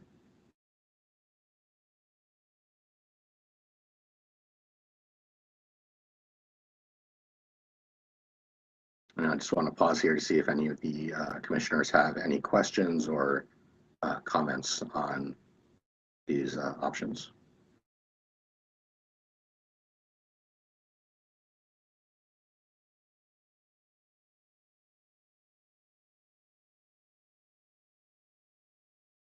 I'm having a bit of a challenge following this, so it's taking me just a bit more time to go through it. Commissioner Slater Harrington or Commissioner Kenyatta Bay, I don't know if you want to chime in. I'm still wrapping my mind around it as well, Commissioner McFadden, but I'm curious if applied to the schools today, how much shift would happen with school ratings. And then I'm just also considering, like, and indulge me, because this may not be represent my high intelligence. That averages, I always think, like, well, the improvement may not be felt by, we're going to miss students, so they may improve over years, but it wasn't impactful for those students who kind of missed their growth, the school's growth. I don't know if I'm making sense to you when I say that, but just sharing my consideration as I'm looking at this. Yeah, we were trying, one thing that we experienced in the last round of renewal is looking at, a school who made like significant improvement, like a reach, right? Like, how do you, to be able to move a graduation rate like by 10 percentage points or something like to the effect, it's huge. But our current methodology doesn't really give credit. And there's a lot of work that's behind it that goes into even being able to do that really thoughtful, monitoring of credits and giving additional opportunities to students, just how they did guidance. Like, there's just like a whole body of work that's happening. And, we have schools who, like them, they were identified, as like a CSI school, and they were able to exit that status. So we're trying to figure out a way to be able to give credit to schools that made significant improvement, where just a simple average might not tell the full story. So that's the thing that we're wrestling with. I appreciate that, and I think it is important to honor the growth. I think it is critically important to honor the growth of schools. So I don't want to diminish that at all. think it's important to recognize and honor the growth. I'm also curious. I'm curious to know a little bit more about our goal of schools citywide meeting 76%. Right? We want 76%. We're trying to raise our graduation rate as a system, as a district. So how does this these options align to that? And I see Chief Jones with her hand up as well. Yes, I appreciate those questions, commissioners. So I'll start first with Mr. McFadden's question, like how does this relate? So number one, we certainly are trying to accelerate the rate of improvement, partly because our graduation rate has struggled to really get above the threshold that we really want to get to. So trying to get to 76% would be quite an achievement for us. Having said that, we have seen some examples of schools where they have been able to demonstrate some significant improvement. And so I think the example that Angela provided in terms of reach, one of the things that was really, I think, enlightening and really what brought this issue forward is the fact that there are some schools that are doing some phenomenal work, and that we wanted to be able to give credit for that, to be able to show that level of improvement and to make sure that that is indeed reflected in the process. I think when it comes to the options that we put before you, just to be fully transparent, the other consideration that we were having in these discussions was not only how do we factor in growth, but how do we also give consideration to each year's graduation class? Because one of the things to be mindful of, if you look at the options before you, option 3, when you take a look at school B, in that instance, if you're only using the 2-year average, which is the 72.5%, you're not actually including the results of that year 1 class in that calculation. So again, it's not to say that that's right or wrong, but it's just an acknowledgement that typically when we've approached the renewal process, we've really tried to be thoughtful and included as much data as we have available to factor into the recommendations that were being put forward. So I think that is just one other consideration. The other thing when we talked about weighting, is we also, and the reason we put option 2 on the table is recognize that one of the ways to factor in growth is to be able to say that the most recent time period is worth more, because then it's showing that you might be on a trajectory. In the specific hypothetical examples that we're giving you though, you also have a situation in school A where their results are mixed, right? Like you see where they went up, but then they went down in year 3. So in that particular case, you actually don't have a trend, because you're going up one year and down the next year. So again, if we're thinking about to what extent does the methodology reflect a trend, you would want to see those multiple years going in the same direction to truly say that that is a trend. So I just add that perspective to the conversation, because some of what we want to gain insight from in your comments and feedback is really how does this reflect the values that we're placing on expectations of schools, because we do want to see schools improve performance over time. To a large extent, we have said previously that we want to make sure that we're accounting for as much of the data as possible.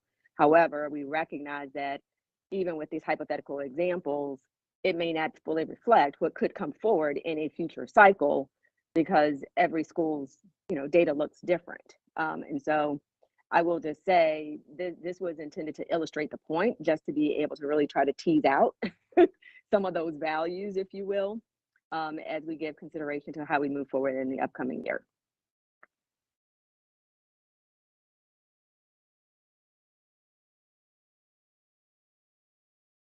Thank you for that explanation. And to that end, I think there is something to be said for trends, right?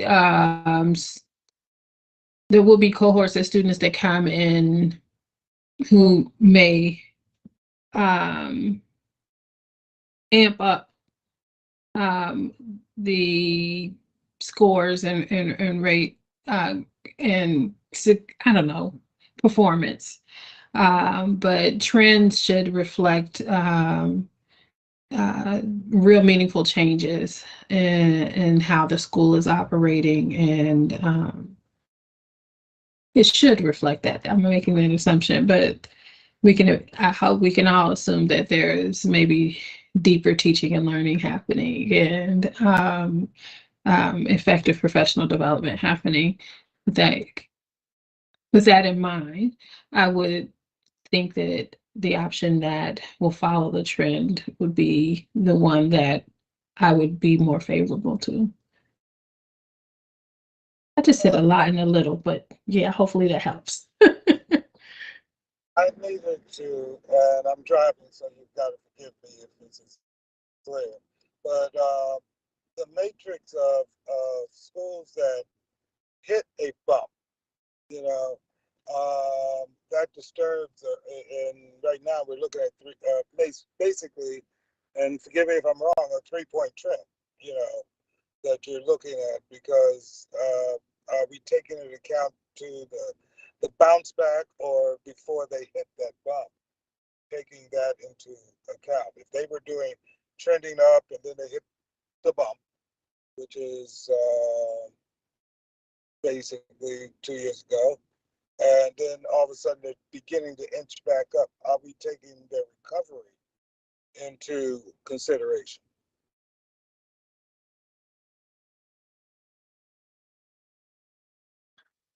Yeah. Well, we're looking at a 3-year average, and so if it's caught in that 3-year average, it would do that. But because they're, you know, we're always looking at a 3-year average when we look at those schools. So if in the round when we look at it, you see them catch it, but it may not like perfectly catch up and down, just because it's a 3. All we have in a 5-year period, because graduation is a lagging indicator, is 3 years worth of data.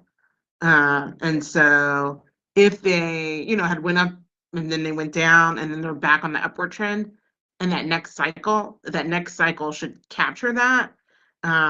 The methodology that folks felt, especially internal folks felt most captured that kind of growth, is the weighted average, as opposed to the other one, because it's still taking into consideration each year, but it's also waiting for that present time, and so it gives credit gives more weight to the present time. And so if in the present time you're in an upward cycle, it's going to be captured in the rating.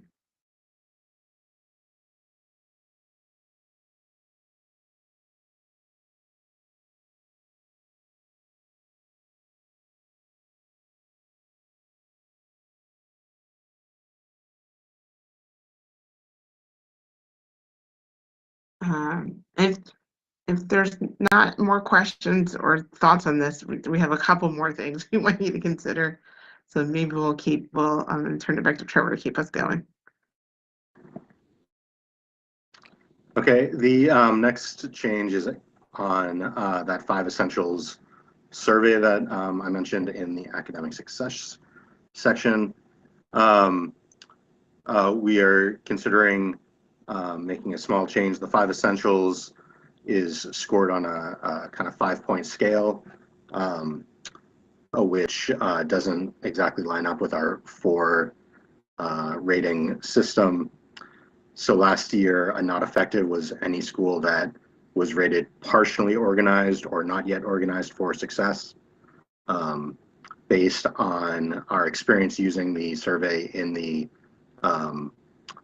renewal process this year, and some feedback from UChicago, which is the organization that implements the survey, we are considering updating the rubric so that schools rated as partially organized for success would move from a not effective rating to a developing rating.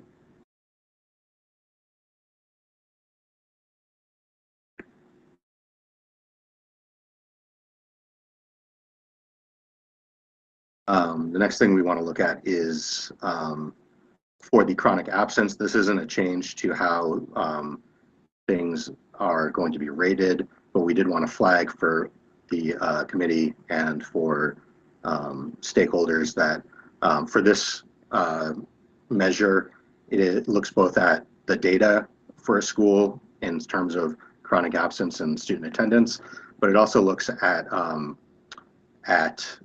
schools' practices and how they are, encouraging strong regular absence or attendance, and how they are trying to reduce chronic absence.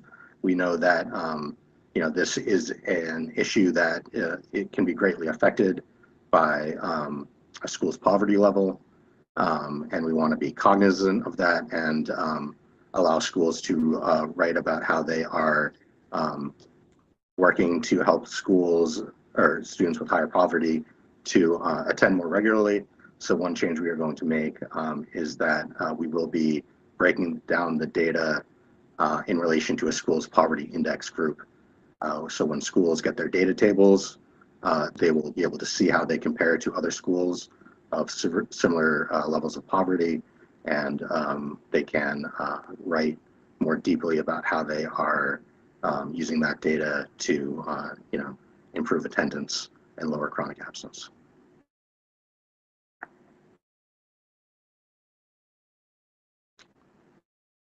Finally, one other change that we are looking at is in how the metrics in the climate section are weighted. You can see here in 22-23 that the school effectiveness review measures, and again, those are 3 different measures from the school effectiveness review, make up 50% of the climate section of the rubric.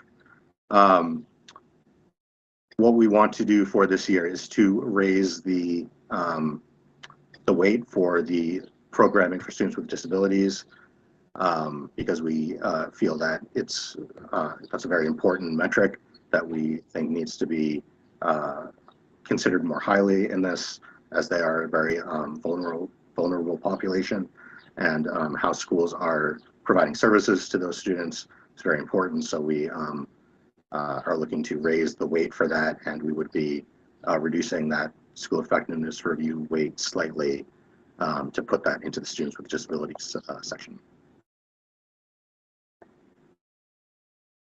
We did get some feedback from stakeholders on this change. Some school operators were concerned that since this is a metric that only looks at a subset of students at a school, they were concerned about raising the weight too high for that.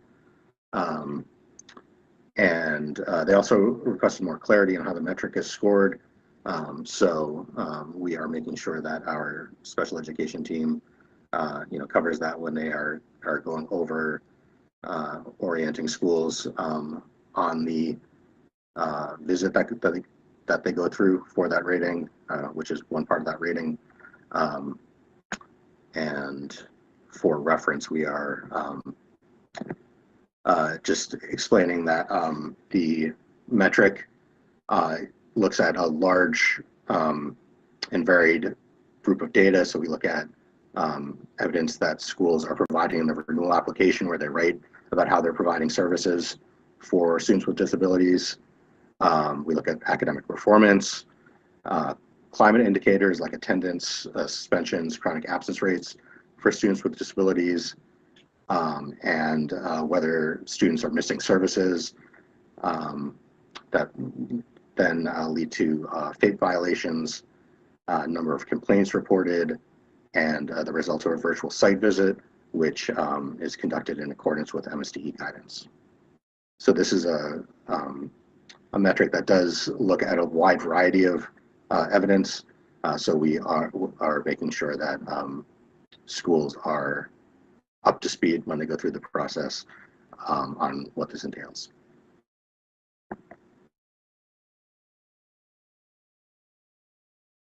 And these are the rubric definitions for the different rating categories. May I ask a quick question, please? Yes, go ahead. Yeah, we talk about things like attendance. Are we talking the crosstalk the crosstalk that's going on. The reason why I'm saying the crosstalk is, are we looking at things as, as we look at these different categories, attendance is affected by climate, it's not just poverty. And so are we looking at the impact of one on the other as we begin this rating process?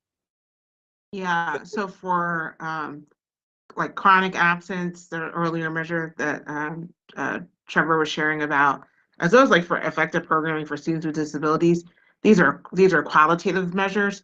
So there's quantitative data that is looked at, but then we're also looking at the evidence schools provide about their practices and how those things interrelate with each other. So within the application itself, there are pointed questions about what this looks like. We want to see that schools are really doing like root cause analysis when we're talking about like chronic absence. Are they identifying which students are chronically absent in their schools? What's the subset? How are they providing supports? Are they making sure students and families have wraparound? Sometimes, as you alluded, chronic absence for some students could be related to like a climate concern, like as a student being bullied, for example, right? Like, are they doing that sort of analysis in their data to help improve attendance? The reason why we wanted to include the data from schools of similar poverty is that when we're talking about a measure like attendance, some of that could be impacted by circumstances of the family. Right. And so part of root cause analysis is like, is the family having issue with transportation?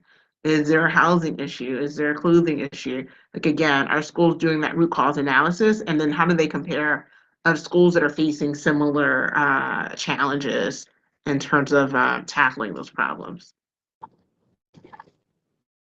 Thank you.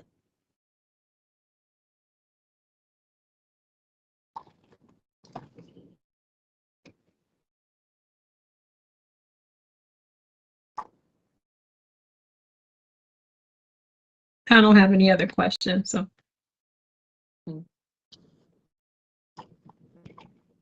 Trevor, you're muted. I think you're talking, but you're muted. Sorry about that. So I do want to just give some other feedback that we got during our early debriefing conversations. So school operators had questions about the operator capacity metric and specifically around accountability notices. I want to note that we made changes to the operator capacity last year, which we think addressed these concerns. Since schools only go through renewal every 3 to 5 years, we think maybe some schools weren't paying attention to some of these changes that we made in previous years. So we are continuing to work with schools to make sure that they understand this metric. But if you look at the rubric definitions here, the changes we made last year are highlighted in yellow. So we think that these changes address concerns about how we're considering accountability notices when schools do get these, if they are not meeting contractual requirements or out of compliance in certain areas. So yeah, we did make these changes, and we'll continue to work with schools to make sure that they understand this as they go through the process. Finally, I want to just end with a note on the state assessments. So we look at state assessments, again, 3 different ways. One of those ways is absolute performance. So we're looking at the most recent year of performance on the state assessment. For this, schools are compared to other schools with similar levels of economic disadvantage. Last year, when we looked at the MCAP data, it was the first MCAP that we had to use in the renewal process. And what we saw was that when we looked at the mean scale score of schools, we didn't see very much differentiation in how schools were performing. So schools with similar mean scale scores on the MCAP were getting kind of widely divergent ratings under our normal rating system. So what we did to address that and to make sure that the ratings were meaningful in communicating how schools are actually performing, is that instead of looking at mean scale score, we did look at schools' average performance level. So were schools successful in getting students proficient in the assessment? So for the current process, we anticipate going back to using the mean scale scores as we've used historically in the process. However, we are noting for stakeholders that if we get the current year MCAP data back and we again see that lack of differentiation we saw in data last year, we may have to again consider using average student performance level. So if that does become an issue, we will notify schools and make sure that they're aware of the change. And next steps, just a reminder that we will be bringing the final process to the board next week. So I want to pause for any questions or comments from commissioners. Always a thorough presentation. I really appreciate the Office of New Initiatives for helping to develop my understanding of these matters. So thank you. Thank you. Yes, thank you. I think it could also be helpful if prior to next Tuesday, if there were some key thoughts, maybe some key questions or thoughts that the board should have prior to the meeting, maybe with this presentation in mind from today, because will the presentation on Tuesday be this exact presentation or will it be modified? No, it's going to be modified. We're going to share what the process will look like. So we've collected feedback from the operators. One of the things that we heard over and over from operators was, just wanting consistency, not wanting as many changes in the process for the upcoming process. And from you guys today, I didn't hear really strong points of view on necessarily any of the things that we shared. So taking into consideration what you guys shared today, we'll finalize what that looks like. But you're probably going to see a presentation that has us recommending less changes than we shared tonight for the upcoming review. And are there any things that you would want the full board to just be thinking about prior to that presentation and discussion on Tuesday?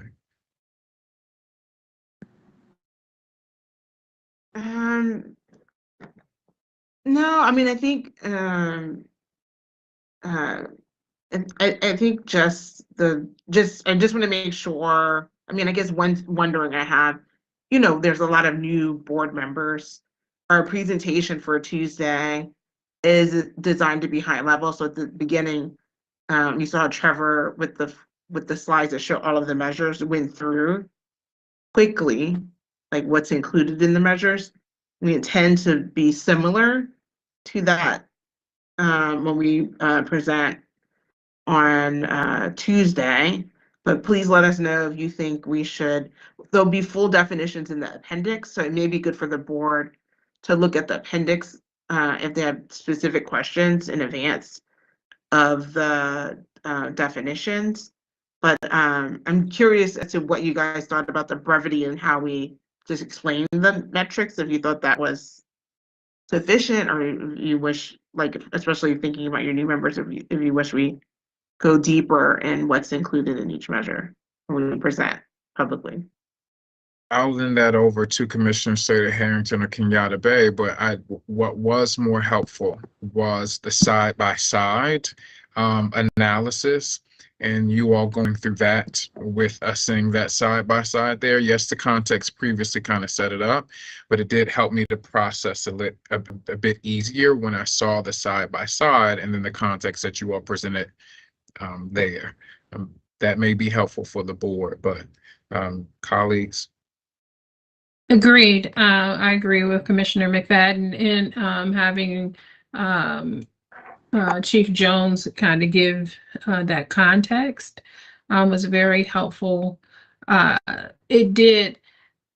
Because we had time and space here, going back and forth, but that summary slide was really very helpful. And I think being prepared to answer, I think Commissioner Bay got at this a little bit, was, how does this compare to if we stacked our schools against the charters? How would we fare with some of the same baselines that are provided here? So I think just having those things in mind, it just takes me a little bit longer to kind of wrap my mind around the graduation rates. But after we were cooking with fire after that, so.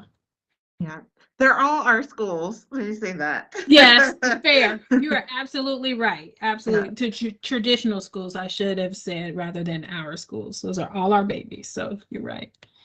We're thinking of, so let me just preview this and see if you have a point of view. We're actually thinking of, like, because we only have one high school that's up from next year, and we heard a lot from schools about wanting consistency.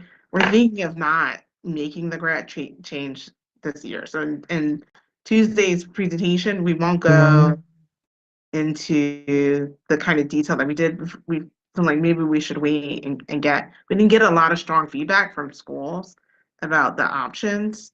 And so we feel like maybe we need to do more work in thinking about how we do that to consider those trends over time. So we're thinking of not making a change to graduation for the upcoming year based on those conversations. That's completely fair from my perspective. I also agree with that. That is fair. And once again, I agree with Vice Chair McFadden, because the side-by-side actually gave context actually to being able to create a comparison of because people understand the matrix, they know, but when you put a change in, if they don't see it visually, it becomes a kind of a mystery. It takes time to wrap your head around it, basically, to quote a very famous saying. Yes. Yeah. Thank you.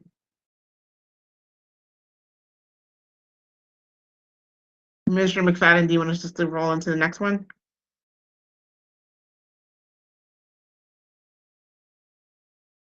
Yeah, I'm gonna. Yes. Yes, please. Yeah.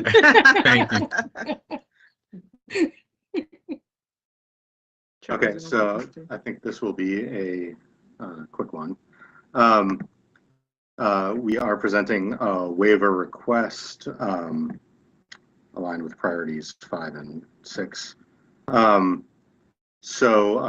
Schools have the opportunity to request waivers of contractual requirements or city schools policies. When we do receive those requests, we vet them first in O&I, and then if we think that they're appropriate, we vet them with partner offices to get their feedback on whether to recommend approval or denial.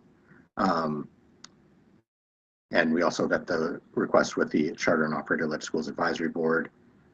So we are going to bring a request tonight, looking at some of the considerations we look at: evidence of demand, schools' rationale for the change, evidence of how they've engaged stakeholders, the quality of the programming offered by the school, and the school's capacity to implement the change. So we are going to look at a request for a change in the operating organization name for Patterson Park Public Charter School Incorporated. So Patterson Park Incorporated operates Patterson Park Public Charter School, and 2 years ago they opened a second school, Clay Hill Public Charter School. And so they are looking to change the name of their operating organization. So not the schools, but the operating organization. They'd like to change the name of to represent that they are no longer just operating one school, but are operating two. So their request is that the board approves entering into contract with the newly named operating organization. The new name that they are going to use is Bluebird Education Network Incorporated. This will replace Patterson Park Public Charter School Incorporated, and it connects the school's educational vision and logos and its vision to foster student learning and nest that with students returning after matriculation into high school and college. So they are very proud of the fact that they have a lot of their school graduates come back and work for them, and they want to make sure that that is represented in the new name for the organization. In terms of their rationale, again, they did open up a second school, so they want to change the name to show that they are no longer just operating Patterson Park, but are a multi-school operator. They have indicated to us that this is a name change only. It won't change the underlying corporate structure of the organization or its responsibilities or liabilities. They are currently going through a process of refunding debt held by the organization, and they are hoping to make this change before they go through that process so that in the future they don't have to go back and retroactively change to the new name. So that's why they are bringing this request now, so that they can have the new operating organization name in place as they go through that kind of complex financial documents and a process. The school communities were involved in selecting the new name for the organization, and it was chosen as part of a comprehensive re-envisioning process for the organization and the school communities. So we are still vetting this request, and we will return to the board with more information and our staff analysis and recommendation at a future board meeting.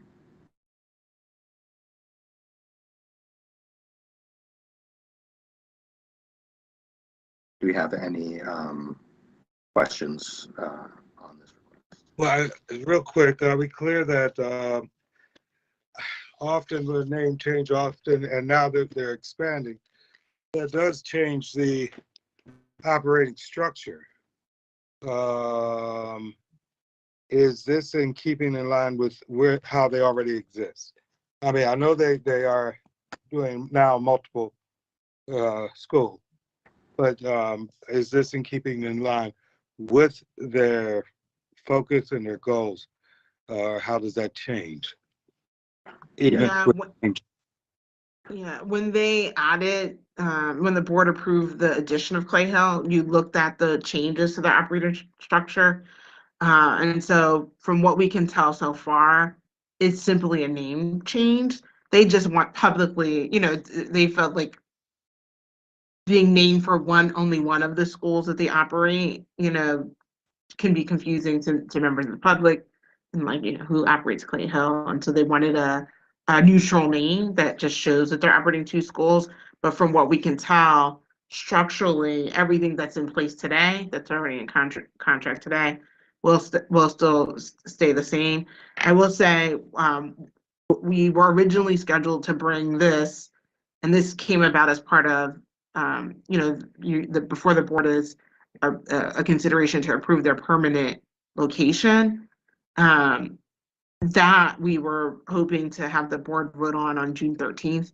We have to move that to a later meeting, so it's probably going to be in July or August, just because of where we are on vetting that. That's the bigger piece of this that we're still waiting on additional information that's going to be needed before we finish our analysis to make a sound recommendation to you as a board.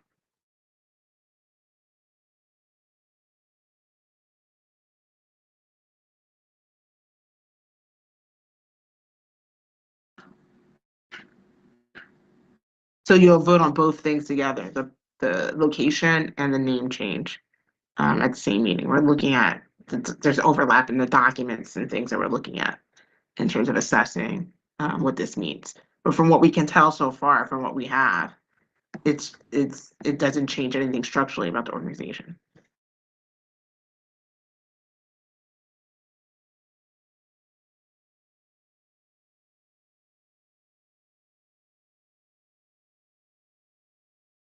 Commissioner Bay, you are muted if you're trying to say something. Oh, I said thank you. That was all. Yeah, that was all. I'm sorry. Forgive me.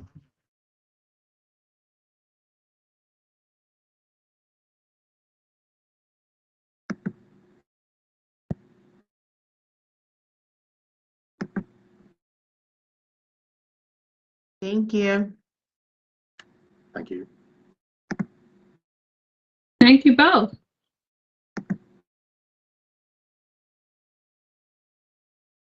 All right, Commissioner McFadden, I think we're ready to move on to the next agenda item.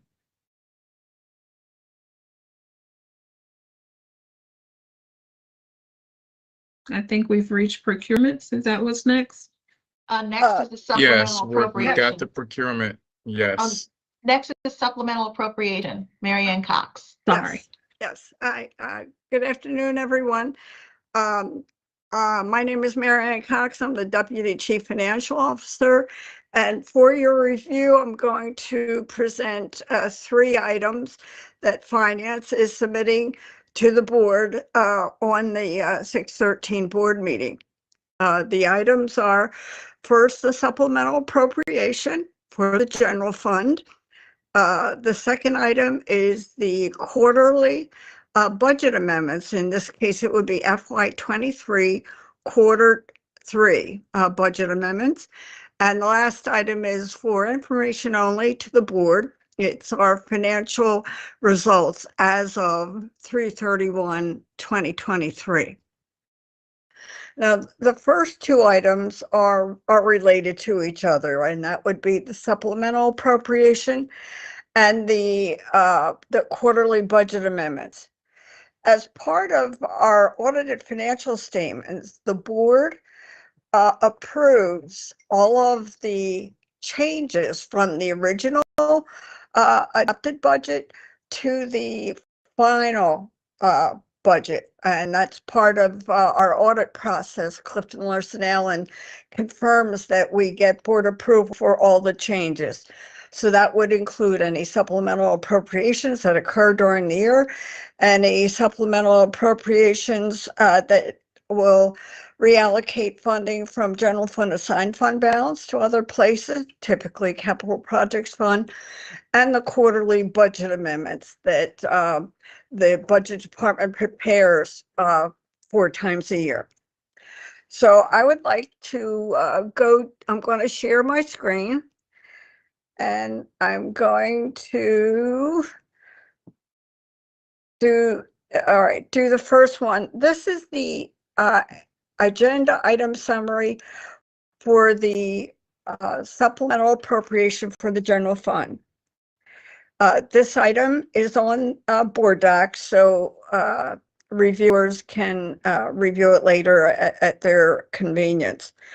What this supplemental appropriation is an increase in the budget to the general fund, both revenue and expenditure. The revenue increase will be the an increase to city revenue. This is based on a one-time contribution from the city of Baltimore to offset the decrease in the city schools FY 2022 state funding under guaranteed tax-based revenue. And the decrease was associated with the decrease in retiree health benefits that are run through city schools books and able to allow city schools to get additional guaranteed tax-based revenue. So the cost of the program decreased during FY 22, so that brought about a decrease in the city schools guaranteed tax-based revenue for 22. So the city of Baltimore did a one-time funding for city schools to offset this particular decrease. And I will show you that documentation. Okay, what we did was we went to the executive summary for the city of Baltimore's FY 2023 budget. So this is from the budget of the city. And the city, you know, they have many requests for their funding. So their budget is much more detailed than ours and provides a lot more efforts because they have, you know, they're twice our size. But what they did this year, we are very interested in this very last page. You can see it here where it says one-time contribution. This is under support for city schools. A one-time contribution of what they're saying may be $7.6 million in total. But of that $7.6 million in total, in their summary, they were saying that part of it relates to the offset of the guaranteed tax-based revenue for city schools general fund, and the rest will be one-time support for school construction projects. So this does not recognize that portion. This supplemental appropriation is requesting board approval of the supplemental for the general fund portion only. It was a calculation to determine how much city schools lost in guaranteed tax-based revenue for FY 2022. And the city calculated, and so did we. We came very close to the number. And the number turned out to be $3,634,625 for the decrease in guaranteed tax-based funding for city schools for 22. So this is the city of Baltimore offsetting it, offering us additional one-time revenue to offset that. And the other money is held in abeyance for the time being for what contributions they may make for some school construction projects, but that has not been specifically identified, nor has been conveyed to city schools. So that is the supplemental. So that's fine. We'll have an additional one-time funding of $3,634,625. And what are we going to do with it? So it's a plus to city revenue, and finance has chosen to place the increase in the budget for the contingency reserve. Now, city schools, if you go back and look at our original adopted budget, city schools always places some money in the contingency reserve. This is the general reserve. And that money is available to serve requests that other offices make to the chief financial officer, usually in help to get through the year end closing. You know, we project our budgets about a year in advance, sometimes a year and a half.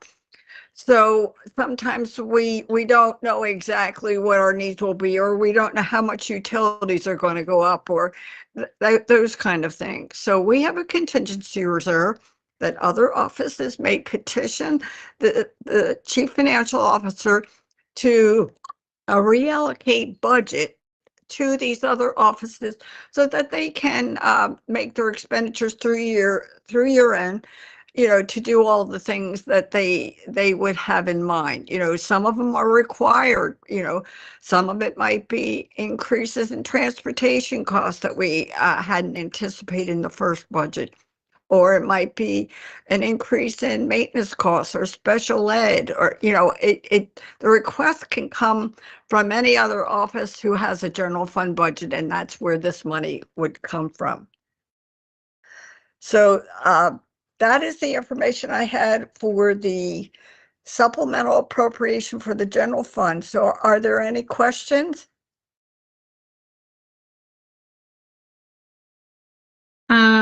Commissioner Bay, do you have any questions? I see your hand up. Please go ahead. Yeah, I was just curious about the baseline for the contingency funding, because are we maintaining our baseline? Are we increasing it, or are we diminishing that baseline? My understanding is that we currently stay pretty much in the $3 to $4 million a year range. There were some earlier years that we had a higher amount, but it's been pretty consistent in the $3 to $4 million a year. It is my understanding that the original contingency reserve is almost completely depleted. And so that this $3.6 million will enable other needs to be met here during our fiscal FY 2023 year-end closing. Thank you. Okay. Are there any other questions? I don't have any questions at this time. Okay, thank you. I'm going to go to the next. Okay, the next one is here. This is a PowerPoint presentation that will include two types of information. The first one is the required board approval of in this case, it's the FY23 Q3 budget amendments request. To provide a little context, our quarterly budget amendments are not related to accounting periods. They're just dates. They're point in times. So this FY23 Q3 will be all budget amendments processed from January 1st, 2023 through March 31st, 2023. Okay. So that's what we'll be looking at for the first set of items.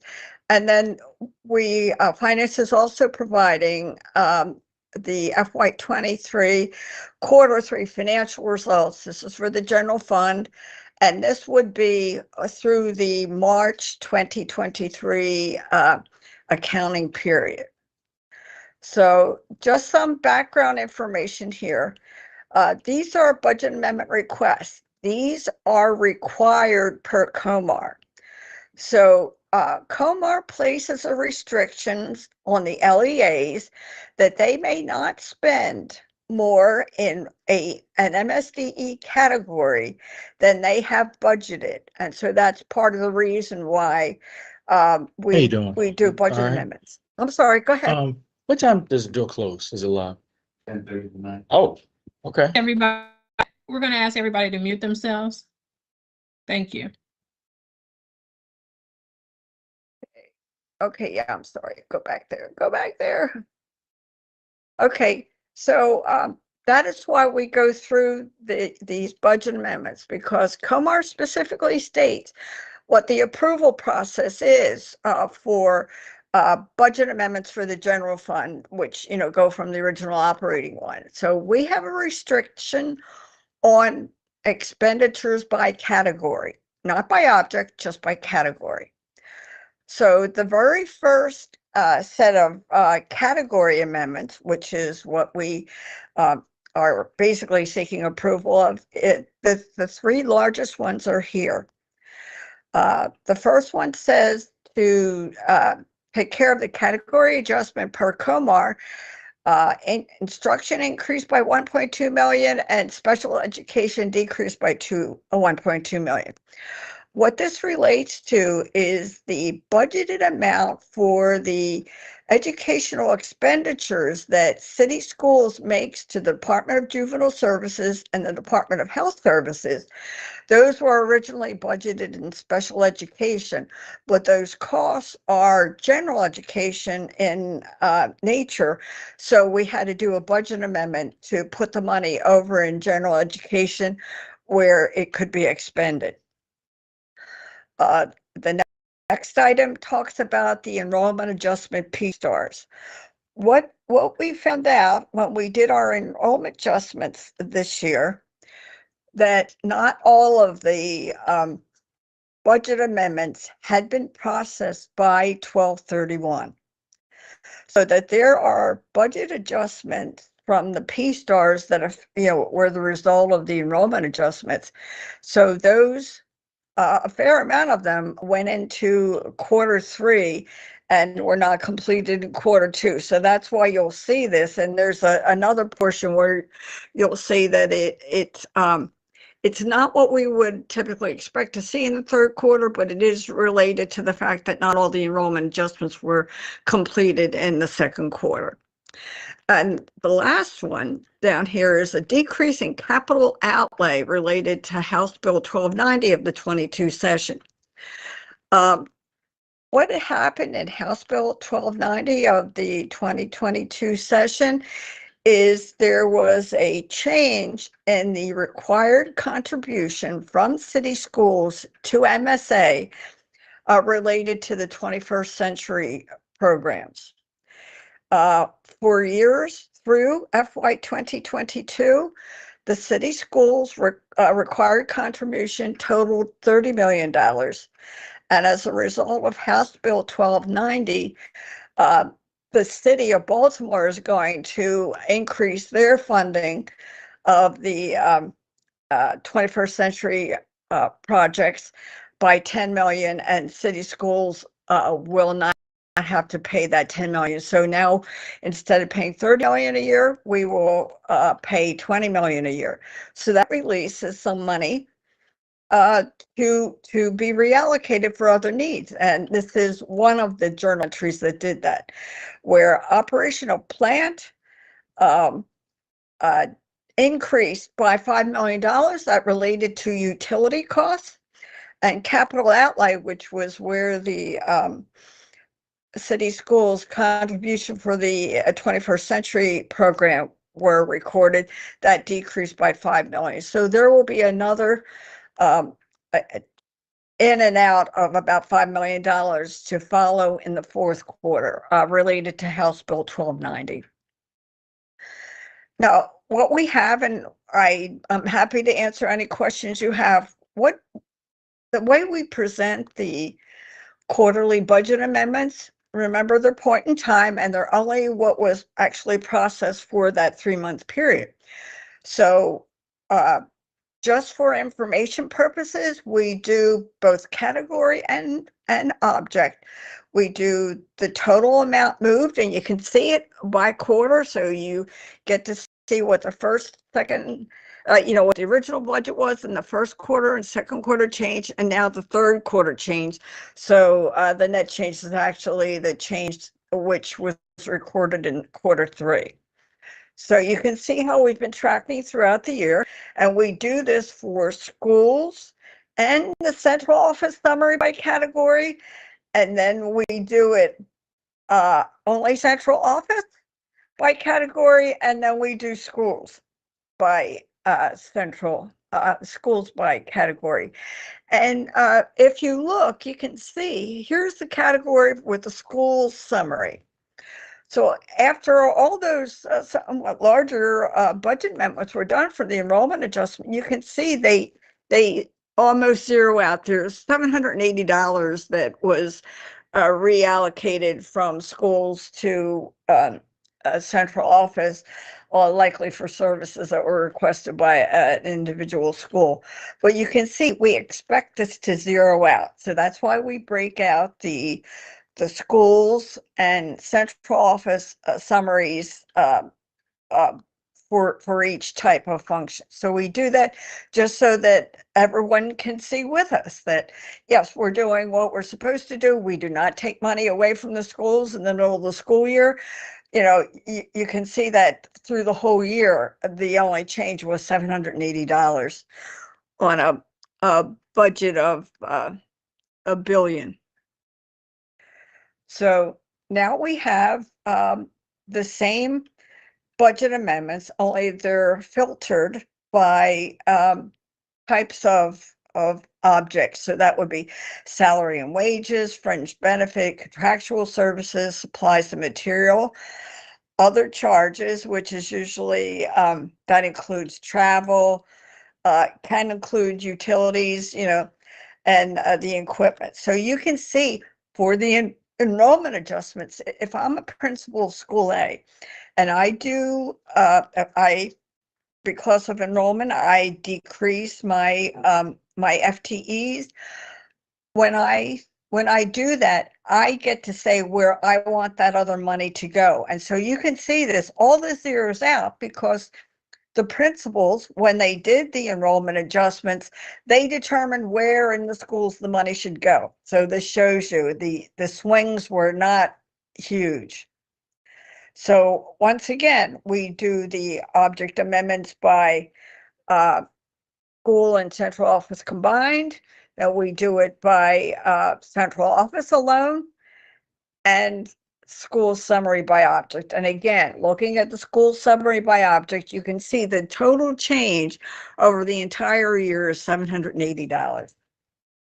So that is the total of the FY 2023 quarter 3 budget amendments as submitted by the, you know, and they follow an approval process as well, but they're submitted by the principals for the schools and they're submitted by the departments here for central office.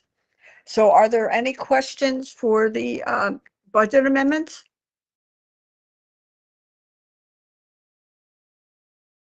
Okay. Go ahead.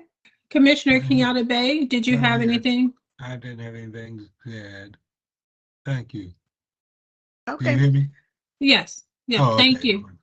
And thank you for the presentation. I'm sure we'll sit with this a little bit to understand the fluctuations, but you've done an excellent job explaining. Oh, that's fine. Thank you. And I can just go through this quickly. We also present our general fund financial results as of FY 2023 year-to-date March, which is quarter 3. I can just go through this quickly if you like. This has our total budget, the revenue year-to-date, the balance, and how much of the balance hasn't been received yet. So this is kind of making sense. If you understand that we get more of our money from the state than any place else. The state gives us our money, for the most part, 6 times a year. So we get it every other month. It starts in July and then it's every 2 months from that. So by the end of year-to-date March, we have received 5 of the 6 payments. So that's why we have 19.7% left to get yet. The city provides their funding to us twice a month, every month of the year. But that's not what the state does. So that's what, you know, caused some of these percentages to not quite align, but it is expected because of what we know about the revenue flow. Okay, so that's revenue. And then once again, we did a general fund expenditures by category. And again, please remember that this is where we receive restrictions per COMAR. We may not expend more in a category than we have budgeted. So this is really where the funds checking happens. We do have fund checking that can happen at the object level first, but for financial reporting purposes, it's reporting by category that provides the basis for our financial statements. So we have it by category and then we have it by object. So if you want to take some time and look at it, and if you have any other questions, that's fine. Just something I will mention to you that you'll see in the expenditures schedules. See how we have the appropriations come first, then it says carryover, and then appropriations including carryover. The appropriations is going to match the revenue. This is our general fund budget. The carryover actually reflects the amount of encumbrances that were in assigned fund balance at the close of the prior fiscal year.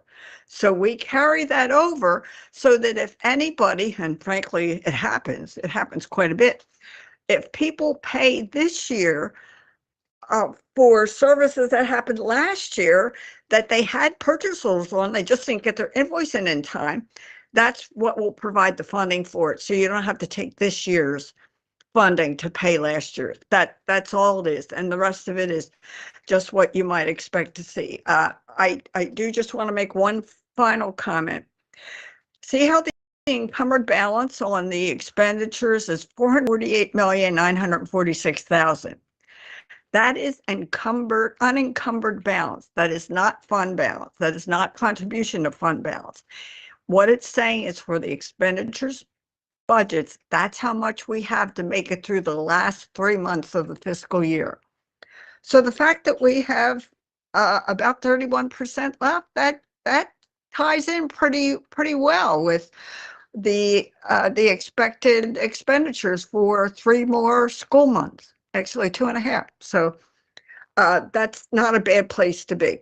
And then there's a summary, and it just pulls the numbers down from above. So if anyone has any questions or wants some additional information on any of these items, Finance would be more than happy to provide any documentation or support information that you would like. So thank you for the opportunity to present this. Thank you so much. I'm sure we will have questions. Okay, thank you. All right. Bye. I am going to move us along for Commissioner McFadden, unless I see, no, I think he's still out. All right, moving along to procurements. Hello, Commissioners. We have 20 items on the agenda for consideration. Are there any questions? I saw those. Quite a bit. Yeah. Commissioner Kenyatta Bay, do you have any questions about the any of the procurements that are listed? I have gone through them. I really don't have any questions for those procurements at this time. No, they look pretty consistent with the presentations that we've seen from the Chief Academic Officer with regard to the math and literacy goals.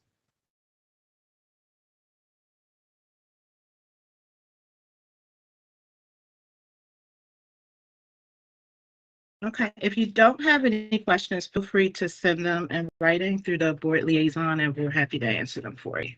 Very good. Very good.